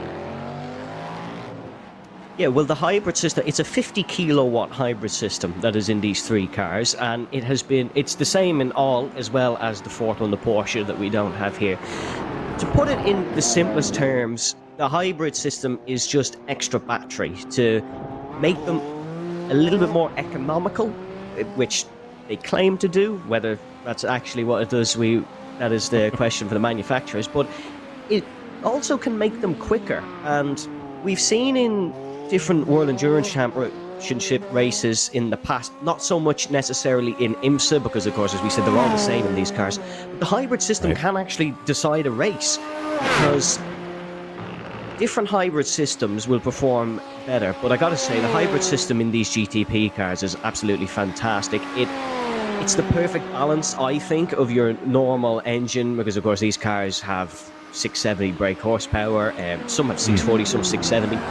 But the hybrid system does work a treat. But you also got to know how to use the hybrid system, because you have to regenerate. The battery will regenerate under braking.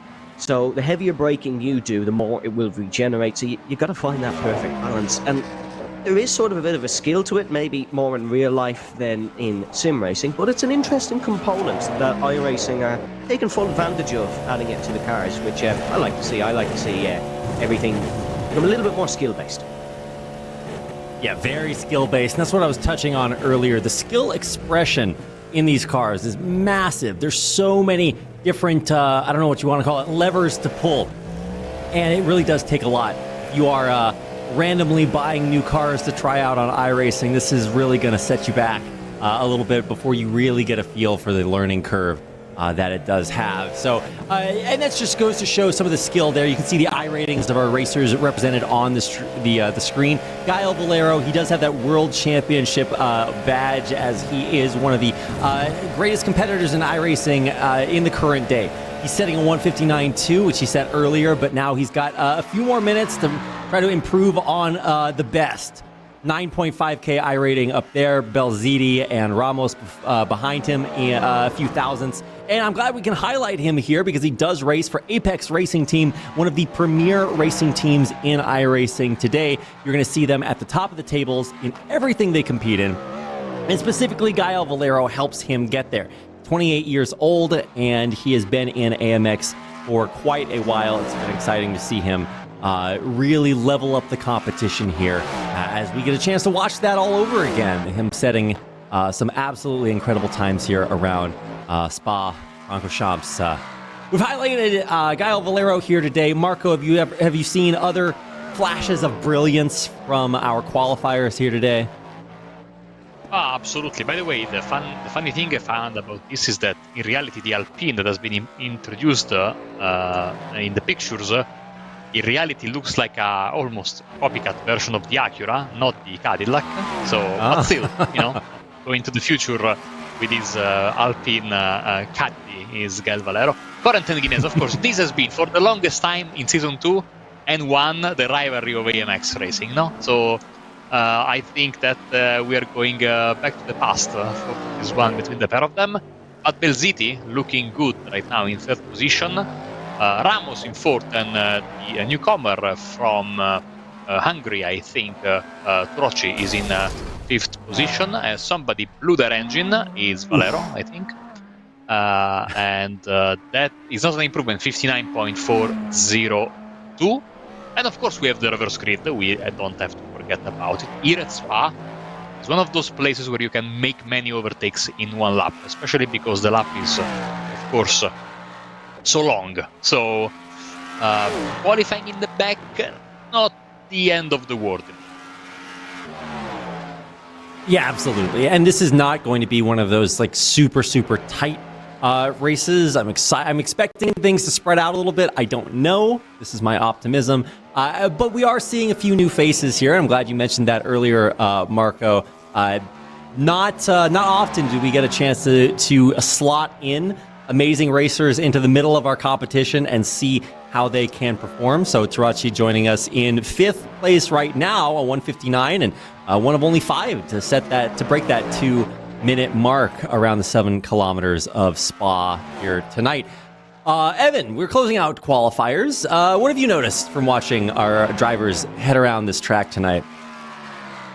I've noticed that they're all pushing. They're all really using as much of the track as they can. As I say, that Villarreal we're looking at doesn't push it quite as much through that's not Villarreal, apologies. Villarreal's time is on the bottom, but that is Tarozzi, the newcomer, and he's in the purple Cadillac. And he's one to watch, I think, in this race, because he's one of few in the 159s. The rest in the 159s are all top talents here in AMX. They're well industrialized names, I suppose you could say. If you're a big fan of iRacing, sim racing, you'll know those names. But I think certainly it is easy to make overtakes around Spa, but the bulkiness of these cars can sometimes hold them back a little bit. So qualifying is important, nevertheless, but there's only 10 seconds left for these guys to get times in. The majority is in the pits. There goes Tarazzi across the start finish line. That actually jumps onto the front row, so that's a really impressive result here in qualifying. He beats Guinness, I think, and yeah, it will be second last for the race, however, because of the reverse grid. Wow, I was not even seeing that coming. An incredible performance at the last possible moment for our Hungarian driver to get himself up into P2. That's $25 on the board for him. Gael Valero comes home in first place with 40. $25 goes to Tarazzi, and then Quarantine Guinness splitting the French flags in the top three with another $20 coming his way, only really tenths behind. So Gael Valero, the man on your screen, your BenQ session winner for the qualifying session tonight in AMX 10 race 21 on Spa-Francorchamps. Great way to start things out. Some really competitive times being set there. All of our top 8 separated by just a second, and even just another further second separating the rest of our field. 16 racers joining us tonight as we get set for a rolling start to get us around the track one time out of only a few laps coming your way as we get into heat number 1 of AMX 10. Going through the grid as we start things out. Marco, walk us through the reverse grid here today. Certainly, it's going to be Godoy, Villarreal, Casa Curta and Mora, Ulavi, Zappellini, Rago, Lozano, Hesengi, Purwin, Ramos, Belziti, Guinness, Turocci, Gael Valero, and Pedro Oliveira on the final spot. Reminder, we are using the Grand Prix layout. Therefore, the start-finish line will be both for the start and for the finish, well, the F1 starting grid. So the first corner will be the hairpin, so careful about it. Very, very careful. Look at this All livery. right. Wow. This is not so crazy. I'm very happy with what we're doing here tonight with liveries. If we had a best livery contest, it would be tough for the ones represented here tonight.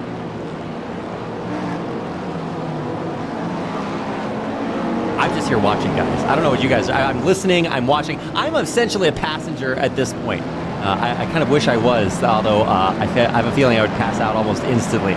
As we get ready to start things off here, there's the flag. Green flag is being waved, and we are go for the beginning of what could be the end for some of our racers. 3 wide, getting pitched around as we're getting ready to start things off. Our first spin already out of there. Gerardo Ramos out before even the race begins. On board with our leaders for now. Godoy, Villarreal in the front row. Mora Kalavi coming in behind as we're on board now with Jackson Hesenje. He is leading the mid-pack as we move back to the front to see what it looks like. Our cardboard fans out there in force supporting our racers, 16 of them coming around. Some of the most iconic curves, a big spin, forcing the off track there. Can he get things started? A very unsafe rejoin, and there's more fragmentation. We are spinning around all over the place. First lap might be the last lap for some of our racers as things get a little bit tricky here in our first time around heat number 1, Evan. Yes, chaos here, and there's another car off in the background. That's one of the Texaco cars that's gone off. That was a hectic at Lake Holm. There was a nudge in the back for one of the Texaco cars. He spun round and came back on the track, hit another one into the wall. That's another slow car heading through Pujon. Oh, they're all passing it out. Not sure what car that actually is going slowly, but they're all going to have to be careful of the slower traffic because we're getting into the tighter part of the section. Is that Purwin that's going slow? No, I think it is. Is it Valero? I can't quite tell, but hectic here on the opening lap. Of course, remember, Spa is known for a bit of an opening lap crash. There was that famous one back in Formula 1 back in 1998. Had $13 million to damage, pretty much. For the sake of AMX, gotta hope that it's a little bit less this time round. I'm not paying for that. It is still carnage for the opening of the race. And just look at these absolutely monstrous top speeds out on your screen. Tight corners mean small slowdowns, but with that hybrid system, you can really get up and ready to go for our second lap incredibly, incredibly quickly. Now Josh Purwin, the guy you got to see booster into the distance in AMX 0 earlier, He's having a little bit of a rougher time here in the top 5 barely, as he's got Gaio Valero right behind him on a monster charge as we head into the end of our first half. Coming up here in just a few laps, a beautiful view ahead of one of the most iconic curves in motorsports. Lets us know exactly how strong, how crazy this climb is. And Marco, the action is just heating up here. We did have a few casualties of war, but at what cost, right? Things just keep getting better in the front. I mean, I love this track so much that in 2016 I even slept in it. First, the 24-hour race, which is an experience I highly recommend to everybody once in their life to do. And pack clothes for summer and winter weather. Oh, we have a big spin. Oh, and that's just gonna get even worse. We're popping off frames and parts, tails, fronts, bumpers, back, I don't know, everything. Great damage modeling there, but not a great situation for even more tragedy befalling our racers. Belziti out of the race, but he's still limping around. The rest of our racers not quite so lucky as we get a chance to rewatch that first lap crash, and probably a few more. So while these cars are very technical, they are also very tricky to keep where you want them to. So let's keep an eye on the rest of our field. We got a field of 12 or 13, give or take, as our race continues at about 290 kilometers per hour as we hop on board with Gaio Valero, a man that did so well at qualifying that he was reverse gridded to the bottom of the field and now battles his way back, a +9 run into 6th for Gael. Evan, very impressive so far, as long as somebody doesn't say that he's just going to be fine from now on. Well, it has been an impressive start, but it's been a better, more impressive start, as you can say, for Tarozzi. He's up 11 spots and is in 3rd. He's chasing down Villarreal and Godoy, but no, I'm not going to say that this one is done at all for Valero, because it's simply not. He has loads of good drivers to try get past, as we see. That's Josh Berween now right on the back of Guinness, heading down towards the Lake Holme chicane. It's the outside. That's actually Valero, sorry, apologies, passing Berween, and that's job done. But it's not job done for the race. I know I said it twice in AMX 0, but certainly not saying it here now, because it's not job done at all. Definitely not. Great job, Evan. Let's check out Tarozzi. This guy is a monster. First time we're seeing him here in AMX 10, and I'm loving it. Top 3 after a +11 climb doesn't get much better than that. He was a surprise P2 in qualifiers, and now he's almost regained his spot after the reverse grid. Beautiful purple livery charging up the field and putting the pressure to Diego Villarreal and Nico Godoy ahead. Guys that we actually got a chance to see hold their own at the top of the field in AMX 0, now trying to do a redux of that here as we watch that Casa Curta crash. Wow, what pain. If you are a car watching this, that probably hurts you a little bit. Marco, did you feel a deep emotional disturbance in the force watching that crash? I did, because I think also tonight, both in the previous AMX 0 event and now in the AMX 10 event, Ramos has been very, very aggressive, and it hasn't paid off for him tonight, and it hasn't paid off for his opponents as well, because he has been involved in many, many crashes tonight. So far a night to forget, but good for him. There is still race 2, and still on the track in this one, but of course his car was missing important bits that make it work well. So the entire legality panel in the back and the rear wing assembly bit, they were all gone, and in that case you need to bid for repairs, with a black and orange flag for required repairs. Godoy holding on, but we're going to have a 4-way fight for the lead very soon. Absolutely, the action absolutely blazing up at the front of the field halfway through our time here in heat number 1, and Nico Godoy finds himself once again in unfamiliar territory. He's been flipped up to the front, now has to defend against some of the best racers in AMX 10 this season.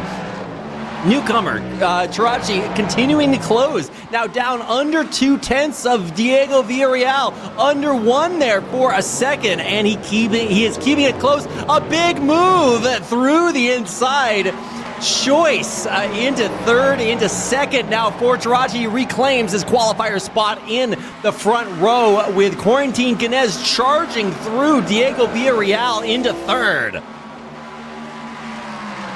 It was a great move from Tarazzi. It was a lock-up for the car in front. It just snuck down the inside. Really, really good job. Villarreal's actually fallen down to fourth now, so it's not the best of laps for Villarreal, but he's still within this train, and you can just see Martin Ganez getting right on the tail of Tarazzi. This is going to be potentially a free car fight. It is Godoy who started the race at the front against Tarazzi, who started the race from very far down the back, and Ganez as well. They are like a cheetah catching their prey here at the front of this one as they head through Blanchimont corner. Will there be a late move on? There could well be a late move on here for Tarazzi. He's going to tuck into the slipstream and go for the outside and towards the bus stop chicane. Breaks a lot later than the Argentinian. Now going to try it up the inside. Tarazzi, what a way to impress in your first race here. He leads in Spa-Francorchamps. Ganez follows him through. Godoy, unfortunately, will not like to see the bus stop chicane once again because it's fallen down 2 spots. It was the same in the AMX Zero race, unfortunately, for Godoy as well. He was overtaken by one car and then instantly overtaken by another, but he's now going to try fight the podium. This is the craziest lead I have seen in a long, long time, Evan. Absolute monstrous performances from now guys like Quarantine Ganez. He is back to try to take that first spot away. Gael Valero cording off good Nico Godoy, making the move and taking that third place away from the former race leader Godoy, now joining Diego Villarreal for 5 after being a 1-2 moments ago. With a 13, 11, and 12 place gains from our top 3 now, you can absolutely see the pedigree of some of the best racers in AMX 10 this season. I think you'd agree, Marco. Fantastic stuff, and so tightly bunched up for the race lead with, I think, Perwin also and Oliveira trying to come back at Godoy and basically form what is going to be a 6-car pack for the lead. Let's see how much does Tarazzi have in him. Of course, he's a bit of an unknown quantity. We don't know his pace fully, so this is a big test because behind him he has 2 of the fastest drivers in AMX history in Quarantine Ganez and Gael Valero. Indeed, he has some of the fastest racers and some of the fastest cars on one of the fastest tracks. It is an incredible combination for AMX 10 here tonight as we watch Quarantine Ganez, his eyes on the prize here. Absolutely deadly, closing the gap between himself and our new race leader. We do have only 3 laps left, 2.5 if you want to be honest, and Ganez knows that he has got to go for it now. Side to side, wheel to wheel, on the outside of the curve. He can't keep it, but he's keeping a wheel on the inside, can't sustain the race, or can he? A slowdown through the curve gives Ganez the lead he needs, but it's still only thousandths of a second separating him from the guy who he just reached into the cookie jar, stole the goods right out from under Tarazzi, and now off to the side, going way wide. Is this going to change what our leadership council looks like? It's Tarazzi back in front again. Quarantine Ganez now once again relegated to that second spot before how long? He is absolutely glued to that back bumper and is not going anywhere anytime soon. Gael Valero watching on board, but not content to watch for very much longer, as it is Gael Valero who climbs back past SimRC into the second place. More wheels touching others as the places shift back and forth. Absolutely too close to call. You can see Quarantine on the camera in your bottom left-hand corner. Absolutely stressed to the maximum. The wheel turning ever so slightly to keep things at the absolute correct place, and he can't keep it here for much longer because the race is he's running out of track here left to race. Evan, how on earth you talk through something this exciting at this point in the race? Yeah, this is brilliant race, and it got so close down the Kemmel straight. Ganez, Valero, and Tarazzi are putting on a show here in AMX 10. And these GTP cars around Spa clearly delivering like we thought they would. But you can just see even on the driver cam with Ganez just how much he has to use the steering just to control these cars. They're vicious, they want to snap, they want to go out of line, but these 3 guys are class. They are top quality and they are performing here in Spa. But we have this run down to the bus stop chicane. Last 2 laps we saw on lap 5 and lap 4 we saw overtakes through here. Is there going to be another attempt? If I was to predict who's going to go for one, I'd say it's Valero, because he He is quite impatient in this train, wants to make moves fairly quickly. No, just a little bit too far back for now. A lull in the action here for just but a few moments as we come right back across the finish line for one of our final laps, starting at lap 7 of 8. It is our only heat number 1, so we get to do it all over again after a top 15 reverse grid here in just a few minutes. So this is the taster, the appetizer for the main course coming up here in just a little bit. Now a big downhill section as we look for even more competition towards the front. Our big top 3, but action in the back going on at the same time as Jackson Resenje looks to pass Nico Godoy. We also have Lozano passing Calavi here in moments, so lots to keep an eye on. An excellent job by our observers as we see another choice move around the inside, or around the outside rather. Valero keeping his eyes on the prize. Can he use that slipstream to his effect? It is working pretty well so far. Gael Valero, a man Evan was looking for, seems to be on the same page, trying to find his way around the absolutely massive back end of Quarantine Ganez, who is currently moving all over the track to be as wide as possible. Can he defend, Evan, against the onslaught from Gael Valero behind? Yeah, well, Ganez is making that GTP car the size of a double-decker bus here in the middle sector. He's just got to try keep it in the middle of the track, try take the inside lines and get good exits, because he knows well that Valero is going to get a big slipstream from both the cars in front. You get slipstream from one car, you get an even bigger one from both. He knows Valero probably doesn't want to settle for second here. They say second is the first loser. None of these guys are going to want to settle for second place. This could get very interesting going into Lake Holm. They're all a little bit spaced out now. I can't really see any moves before the last lap. But Tarozzi could be under pressure here. He's going to have to get the best exit possible out of the turn 1 hairpin. Just try get up that hill without losing first place. The best Is bet a for big Tarozzi is move. to have Ines and Valero next to each other, my opinion. Sorry, Reed. Go for it, Marco. They are not going to be playing nice with each other, Ines and Valero, and they are basically, the longer they stay close to each other, the better it is for Tarozzi, who can have a little bit of a safe space behind him. Not much. An absolutely incredible start and finish to this race as we close our time out for heat number 1. This is where you really have to leave it all on the table, because after another reverse grid, can we really expect to see more charging through from the back of the field to the front like all of our racers have done here?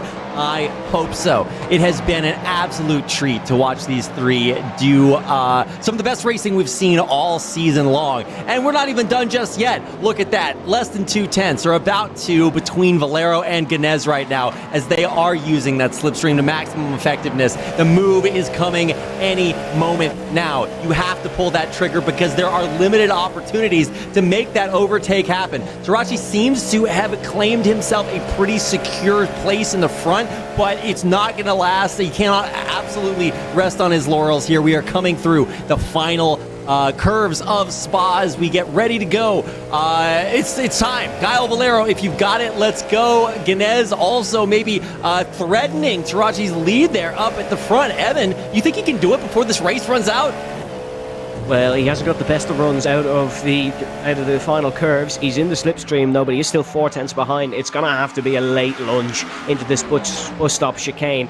He is gaining in the straight. It's going to be the ultimate test of bravery here. How much does Ganez want it? I don't think he's close enough, really. He's looked for the inside. He's not going to get it. No, this is going to be a win on first appearance for Tarozzi. He rounds through the final corner here. What a race. What a battle. From back to front, Tarozzi flashes his lights in celebration across the line, and that is going to be a very, very impressive win.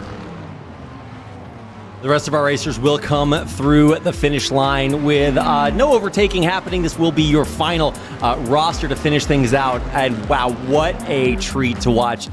Some of the best talent we've seen all season long, highlighted here in the pinnacle of competition in AMX Season 3. AMX 10 delivering once again. Guys, Marco, Evan, this has been such a treat to watch, and so many stories here. I think the biggest one, obviously, at the top of the table as we watch the rest of our racers run through the finish line, finish their personal laps here tonight. this has been a complete treat to watch. You can think of guys like Tarachi, who goes from P2 in qualifiers to P14 after the reverse grid, and back up to a P1 finish against some of the stiffest competition we have to throw at him. Really, really impressive run from rookie in AMX, but not a stranger to motorsports at all. This guy's a professional photographer for motorsports events all over the world, not just in his home country of Hungary, of course, featuring one of the best racetracks out there, which we will get a chance to highlight later on in the tournament. And wow, I'm glad that we have a little bit of extra time here at the end to sort of relax and process all of that goodness. Marco, were you prepared? Were you ready for that? That was a lot. It was a fantastic victory, and the best thing of it all is that when we have a surprise winner, nobody really expects it, and that was a big test for Balasha, and he was able to bring it home, as you can see right now. And now, as a prize, he'll be sent all the way back to 15th place. We will have the Acura of Zamperini, which we haven't really seen at all because he crashed basically in the first lap on pole position. Nothing, of course, for Rafael Casacuta. He will start 16th, which is the position in which he finished. And so a quick 30 seconds, basically 1 minute and a half, depending on how long the drivers will take to get back to the grid. And then we are back onto the racetrack. What a fantastic finish we had. Fantastic stuff. I knew that was going to be great because this is the way Spa, GTP cars, and let me tell you, AMX Global rolls. I mean, always fantastic races. And I have to say, props to the drivers. A couple of tough crashes, but nothing too serious, I would say. And it's not easy because these are endurance cars that are designed to race for anywhere from 2 hours and 45 minutes up to 24 hours. So take them into a sprint format. It's very difficult. Ready for heat number 2, starting right now. Yeah, absolutely. The calm before the storm now as we get a rolling start to another portrait of racing elegance on Spa-Francorchamps. The level of competition that we've seen tonight, I think, really belies the strength of AMX 10 this season. It's given us some of the greatest battles and racing moments that AMX has really ever seen. And as the pace car heads in and the engines rev, it is go for our final heat of the night. AMX 10 delivering once again. And let's see how the start pays off this time around. For Zamperlini, he's going to want to keep that first place and make a better lap for himself this time around. We already have a little bit of a shunt there in the side. The congestion getting even more difficult as we have some aerial action in the back. I don't even know how to describe that. Ramos Lozano disintegrated instantly. Casacuta, Tarachi, they're also struggling towards the back of the pack as guys like Godoy tumble down the order. This was an absolutely crazy way to start off our second race of the night. Yeah, hold on a second, that's the second place car. That's Zamperlini, who's had a bit of a moment. He's actually caught it quite well, mind you, heading through campus. But yeah, it's a good save. But car in the air, and it's Ramos once again who was involved in that incident. It's not been an evening to remember. It's not going to be a successful AMX 10 as it wasn't a successful AMX 0 for Ramos. But look at this brilliant battling down towards Pujon, left, right and centre. Zamperlini is just trying to defend what he's got here into Pujon, and the 7th place car Belziti all over the back of the Acura, the sole Acura, of course, that started this race from the front. There's a big lunge in the background from Valero. He is trying, or is that Josh Purween actually, as Valero trying to cut through the pack as well. Valero did not want to end up behind Guinness again because he had a big lunge in towards turn number 1. But once again, this is cracking racing here in Spa. No, absolutely. Track cars, players, viewers, production, everybody firing on all cylinders here tonight as we hop on board with Josh Purween. I believe it was him, as you highlighted earlier, Evan. Really in the middle of the pack. The blood that they're smelling in the water may just be his, as he finds himself the unfortunate meat in what is a crazy sandwich of racing. A 7th spot for Josh Purween. Not trying to be there for very much longer. Jackson Resenge, having a polarizing race lap tonight as he leads Josh Perween by only Zamperlini. So a lot to watch as we see parts go flying and cars lifting off the ground. Incredible scenes of disaster from our earlier crash in turn 1. We were trying to start the race. They were trying to start a fight, and at the end of the day, comes through with 13 racers remaining, surviving through what has been an absolute massacre of a start. Marco, what do you make of this start, heat number 2? Another, as we were saying earlier, was not the ideal night of racing, as Evan was saying, for Ramos. Not good. Our race winner, of course, from Hero 2-0, because he's all the way down, well, in the pits in last place. So, and then everything else in between, no? Mora, Lavi, Rago is going to be a big fight for the race win in the end. Yeah, lots to talk about. And already we won't see a repeat of our previous heat. It's going to look completely different this time around. Nico Godoy, a guy that started way up at the top, now down towards the bottom. And so really you're looking for guys like Diego Villarreal, who has already gained 4 places, and he's holding strong in that top 4. Heat number 1, we had a lot of climbers. Some really big gains, and this time it's a little bit all over the field. Out of the racers that are up here in our top 5, Evan, who are you watching? Well, one to watch, I think, is Jackson, Resende, and Villarreal as well, and the ones that are coming from the back. But you said it's going to be completely different. It is. Tarozzi is actually in the pits and out. He was collected in that turn 1 crash. So our race winner from the first one not going to be here, and that's Zamperlini, who's dived up the inside. Oh, he's hit round, actually. He's just stamped on the brakes well, so that's really good car control for Zamperlini. But unfortunately, it's another incident that he's lost a load of places in, and it seems to like a bit of a battering ram almost is that Acura, as there goes one of the caddies to the outside of Valero. Valero's got the job. No, there's another car going over pretty. Oh, that's a big incident in turn 1. Very big incident, and again, this turn 1, it proves deadly. As we race through the iconic corners looking beautiful, the rest of the track maybe not quite so much. Like I said, the middle of the pack continues to be incredibly dangerous. We're watching Gaio Valero just a 10th ahead of Villarreal as he has made that move happen into the top 5. Goes the Frenchman Valero, his compatriot, only 2 spots below. Quarantine Guinness now making a move for himself to try to climb closer to the Frenchman in the top 5. Watching moves in the back happen as Godoy falls down. He crashes out. We didn't get a chance to see what happened, but you can imagine the worst in your mind. Godoy and Belziti both now out, pitting for a field of 11 racers racing closely together with Casacerda down there at the back of the pack. Valero continuing his moves up the field into the rarefied air of the top 5. There's an Acura going around without a front bumper on it. That's Zamperlini, who has sustained huge damage, and Arocca won't be happy. They built that car, and it's now all over a Belgian racetrack.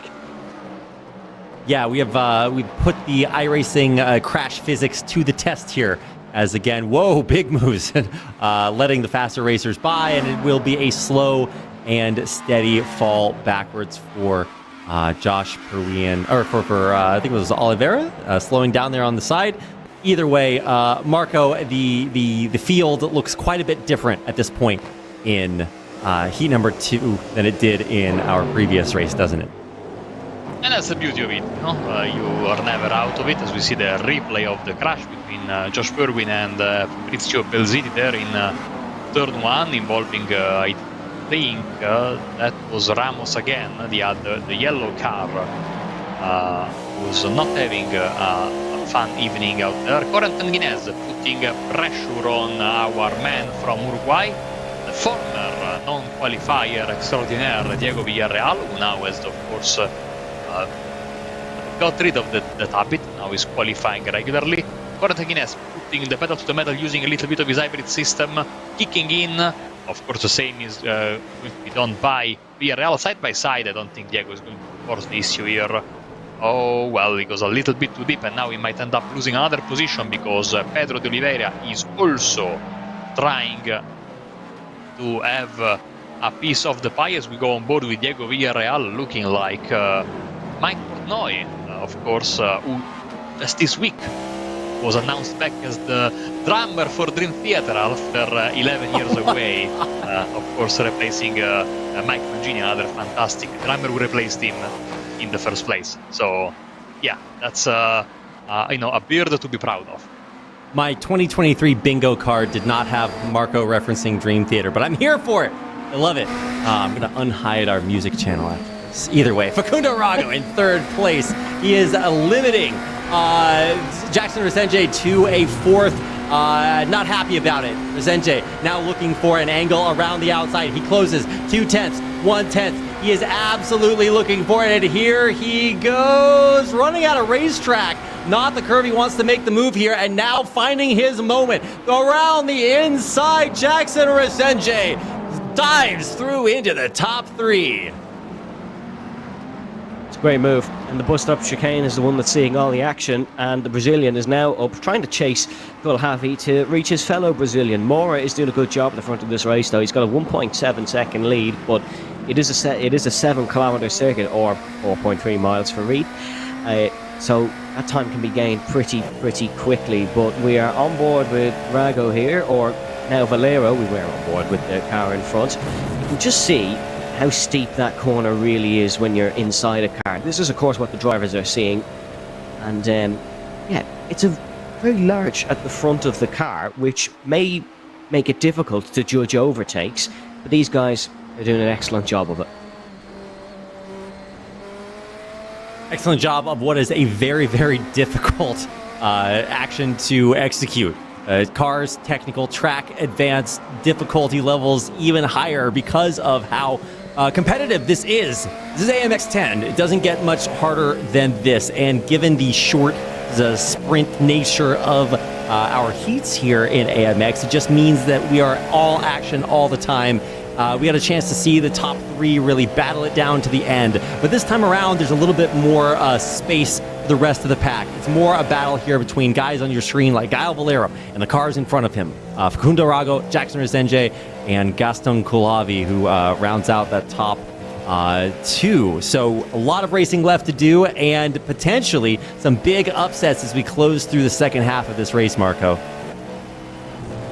Yes, I was a bit distracted because I was reading the chat, which rightfully pointed out, as the graphic is showing, that once again, Ramos is having the fastest lap of the race. Has been a bit of a constant tonight, which is, as we see a move here on the inside, Gael Valero goes past Facundo Rago up into fourth position. For Gael Valero, don't count him out for the race win just yet. And this is a little bit of, I don't say lesson for Gonzalo, because for Gerardo Ramos, so I know, of course, he's a very smart driver, but he will know himself that he had the pace to win in each of the 4 races tonight. And so maybe, for the future, he'll be a little bit more patient, even though, of course, it's easy to say it from here, from our privileged position on our comfy chairs, as Flavio and Resenje battling it out. That's going to make it very nice for Valero, who's going to close the gap even more as Turocci is back onto the pits, as Resenje goes up into second. And I think Turocci might try for that fastest lap, so let's keep an eye on his timer there. He heads back to the pit. We're watching Jackson Resenje, a new second place racer, but for how long? He's got Valero and Kulhavi right behind him. Facundo Rago in 5th, and Corentin Ganez behind that. So absolutely all the race for here in our final 2 laps of time. On board with Jackson Resenje, and you can see not only his TK Racing by Tony Kanaan livery and steering wheel, but also the concentration on his face as he tries desperately to maintain that top 2 spot. Now Gael Valero closing in 2/10 behind his adversary in 3rd, Gaston Kulhavi in front, but for how long? Let's see if he can maintain that position. Front view, rear view, everywhere we look at it, it just keeps getting more and more intense. And Evan, the action just does not let up here at the front of the field. It does not let up the front of the field, no, but Mora is pulling away from Resende. It is now Resende's job to catch his fellow Brazilian, but we can see on board here with Kulhavi, you can just see Valero slowly creeping up, and look, you can't really get much closer than that, can you, as we look behind? But you can just slowly see Valero teeing up a move here. I don't think he's going to go for into turn number 1, but certainly keep an eye as we head up the hill, because Valero, he knows what it's like to be stuck behind a car at the end of a race. We saw that in heat number 1, where he was stuck behind his fellow Frenchman Guinness. He's going to want to make quick work of the BMW in front. Absolutely, and quick work he will need to do. Lap 7 of 8 coming through as we all hop on board with Guile Valero. We're seeing him inside and out, and all of it looks good. But with Calavi in front doing an excellent defensive drive here, it's going to be him up to this move around the outside. Here he goes on the inside of the curve. It is a battle wheel to wheel between Calavi, Valero, back and forth, side to side. A little bit of a bump there, but on the inside, shooting himself through from the back line is Facundo Rago. Wants to make this battle his victory, and he finds his way up through Calavi and Guinness into 4th place. What a move! And that is our top 3. More Resenge Valero with Rago Calavi absolutely desperate to close the gap here in our final lap of Heat 2.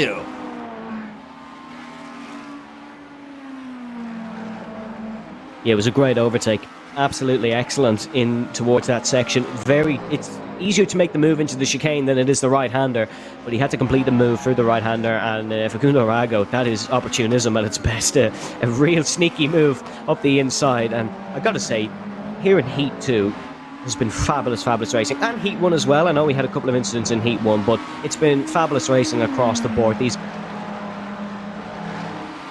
guys have put on. Yes, absolutely. I'm going to assume the end of that was. Marco, Rago just made one of the most excellent moves we've seen all night long. But the field is a little bit different. I mean, this is Spa. Is there anything possible here? Is Calavi the guy that we're watching right now? I mean, being opportunistic is one of the keys to be successful in anything in life, especially sim racing. By the way, Turochi, fastest lap of the race right now as the white flag waves, so the battle is on the wrong end of the field as well for the all important bonus points and money, of course. Prize pool that of course is going to go also to the part of it to the guy that gets the fastest lap of the race. Mora with 1 second over Jackson Hasenji's got 1.2 over Gael Valero, and then the battle for 4th, 5th, 6th. You can see them right here, Rago, Culavi and Guinness.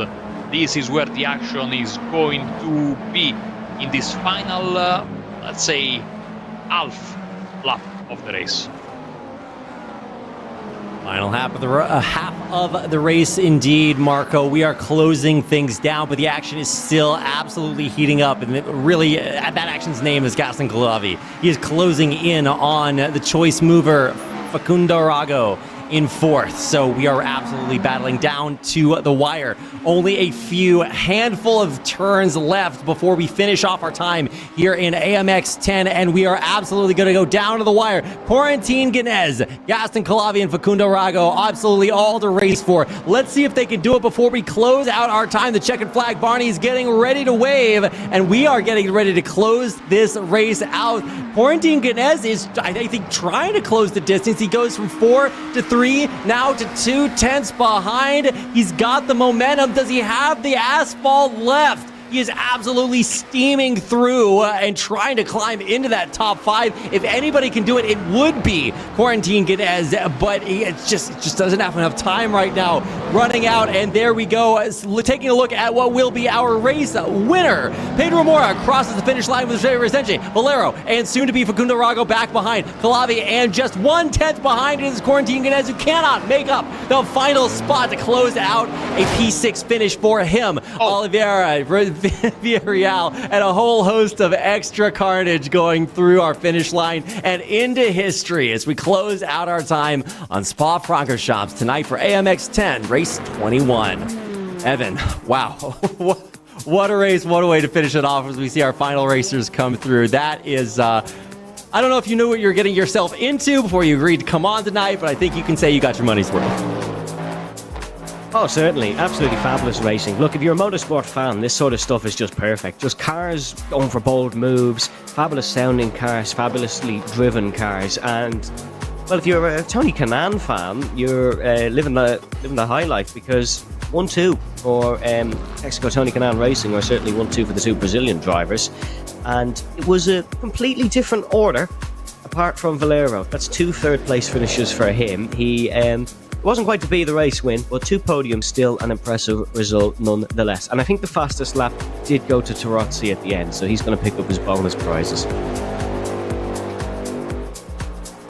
Yeah, I'm glad that I actually saw that chat go through during the race. Like, hey, why doesn't this guy just try for the fastest lap? It's $5 that you can get by just being faster than everyone else. And Rashi actually cashed in on the other faster than everyone else prize, and that is winning heat number 1. So absolutely excellent performance from racer brand new to AMX Season 3. Happy to have him here and showing us some absolutely fantastic moves.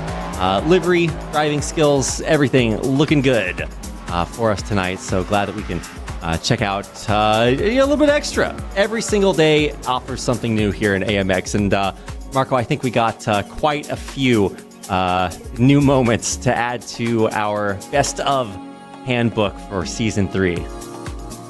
We absolutely did, and as you can see, the confirmation of the results with TK Esports getting 1 and 2 in front of Gael Valero, Facundo Rago, Vlavi, Cortenghines, Oliveira, Villarreal, Purwin, Casa Curta, Zamperini, Godoy, Ramos, Belziti, Lozano, and Turoci, of course, Represenge. Fantastic stuff, and $40 they go to Pedro Mura himself. And what a fantastic evening of racing this was, guys. We can say it with certainty, I think, that Cadillac won all 4 races. Now the first 2 were a bit easier, I think, than this one. I hope I didn't say anything wrong. I don't think the BMWs were... no, I think the Texaco cars were BMW. Let's forget, like Men in Black, what I just said the last minute or so. Especially because if you stick with us, you will hear from the protagonists themselves, which are already, I'm sure, queuing up to get an interview with Reed in the post-race area in the Discord. And I mean, what can we say? Another fantastic night of action. Perfect way to segue into my Sunday night pizza, which is coming soon.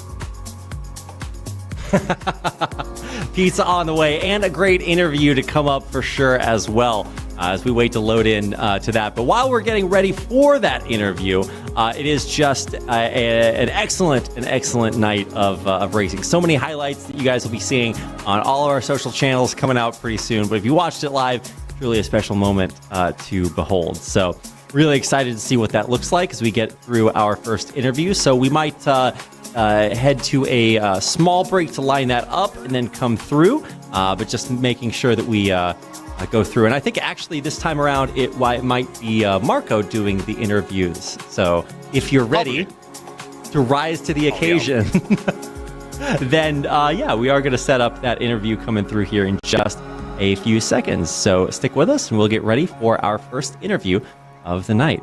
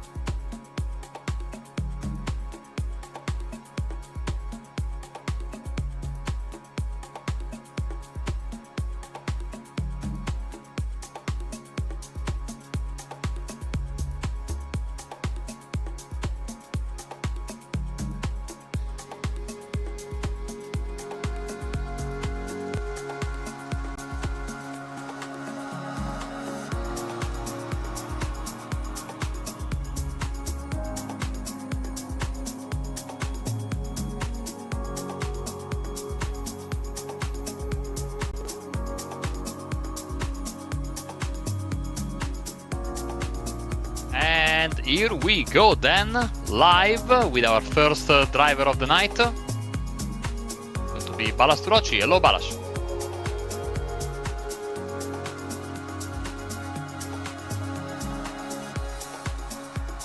Which is here now. Okay, hello Balázs, welcome to the interview room. Hello, you guys. I mean, I've got it here. You came, you saw, you conquered in race 1. Tell us about your victory. Yeah, I mean, it was all a bit hectic, to be honest. I was just trying to avoid everyone in the beginning, and then I look at my standings and I'm like third. And then at that point I was just trying to catch there was 2 guys in front, quite far, but close behind me was a guy who was extremely quick. And I was just praying that I could catch them before he catches me. And so I caught them up. There was a bit of, locking up and stuff, but, that's part of it, and managed to get by them and hold them off until the end. Race 2 sadly was not as lucky, but we saw that in the end you got back on the track, and I think you got the fastest lap of the race in the end. Yeah, it was my mistake in the beginning. I didn't avoid the cordage in the beginning well enough, and I was like, okay, it's over. Watching the YouTube stream, and some guy in chat was saying that I could go for the fastest lap. So I went back and got it, so thanks to him. And as of course another lesson for you drivers out there to of course never give up. Well, Ballas, congratulations. We hope to have you in the future again with us on AMX Global. Before we let you go, anyone you'd like to thank? Yeah, sure. The guy in the YouTube chat, site 815, I couldn't have gotten the fastest lap without him, so thanks. Thank you so much. Ballas Veloce, of course, winner of race 1 of AMX 10 tonight. Catch you very soon. Thanks, bye-bye.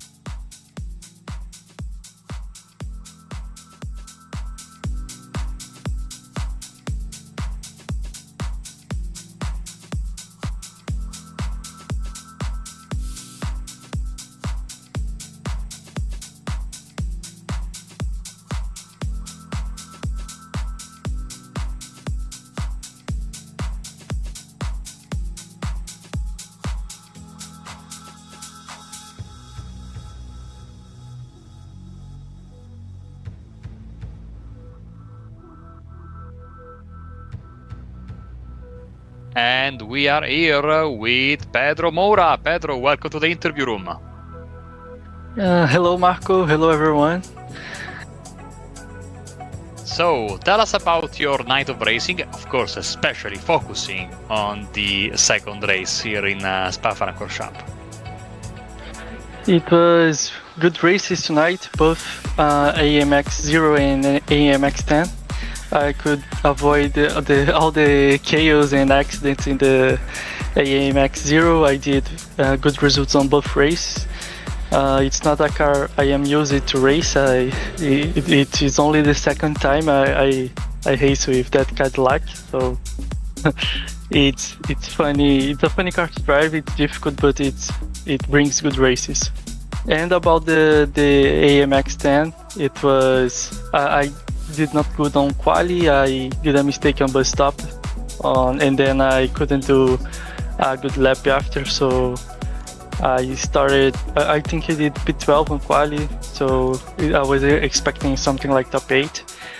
And then on hit 1 race, I was punched, but if it wasn't that punch, I think I would not be able to do what I did in the feature race. So I could start on 3rd place. I did a great start, jumped to P2, and then I was following Fabio, but he did a mistake on first lap, cold start, so he squeezed, and then I went to P1 and I was looking the gap every lap, every corner.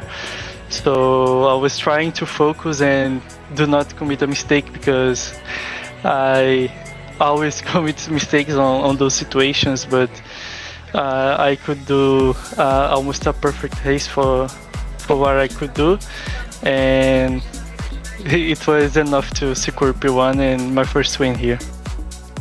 How difficult it was to jump from the GT2-ish Cadillac in the first race to a very old car, like 10-15 years ago, to a modern day prototype in the GTP class instead?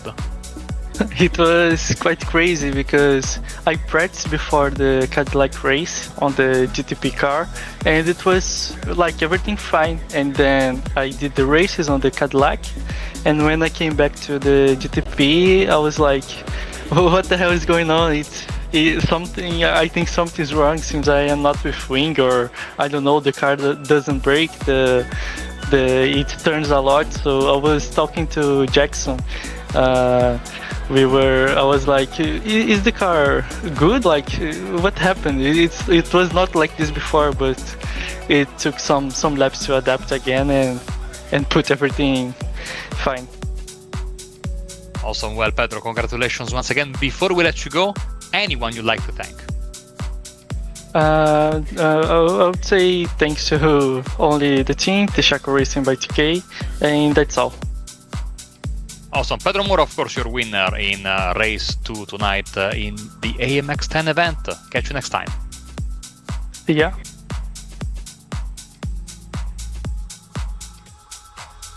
And we're back. Excellent interview as always, Marco. Thanks for taking care of that, and some great insight from our racers, especially Balash. Great to see the sights and sounds of one of our newest racers to AMX Season 3. Speaking of newest members of AMX Season 3, Evan, it's been your first time out with us tonight. Are you still alive and sane after that crazy final race?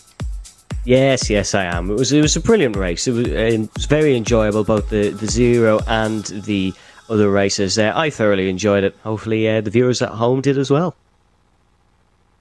It was good to have you with us. Also, good to have Marco Barbanera alongside as well. Marco, what are your final thoughts after watching all this goodness tonight? First of all, I think Evan was amazing. A pleasure to have him here. Second of all, great fun as always. Third of all, of course, when I will be sleeping in the night between Wednesday and Thursday, AMX will be back with 2 races. AMX 0 will be at Brands Hatch with Formula Ford, and then AMX 10 will kick it up a notch with the F3 car, and we will go to the Grand Prix layout of Zandvoort. So don't miss that. I will miss that, of course, because I will be sleeping, but as per usual, I will watch it in delay on my computer in the office. Don't tell my boss. That's right. There's a lot of great action coming up here in AMX Global League Season 3. We're not done yet. We have about 15 races left in this season, which means plenty of time for you guys to get out there and join us. You can join us by watching. You can join us by signing up at amxrace.com for any of the races we have left. We've got AMX 10, AMX 0. So get out there, check out what's on the calendar, and we'd love to see you on the track like a lot of the other racers who have joined us. We've had some new faces do incredibly well yesterday and today, and hopefully in the future. So we'd love to have you join us here. And that does it for today's races. One last final piece of housekeeping. If you do have any feedback, then make sure to join us in the AMX Discord. We'd love to hear what you have to say about this season and any comments that you have, whether you're racing, whether you're watching. We'd love to hear from you. So AMX Discord or the AMX Global social media, Twitter and Instagram. Let us know what you have to say, and I'd love to hear from you. One final comment about the Twitch and YouTube. Right, follow us and subscribe there too. We'd love to have your support via a follow or a subscription. And if all you can do is watch, we'd love to have you here even more as we continue with AMX Season 3 in the future.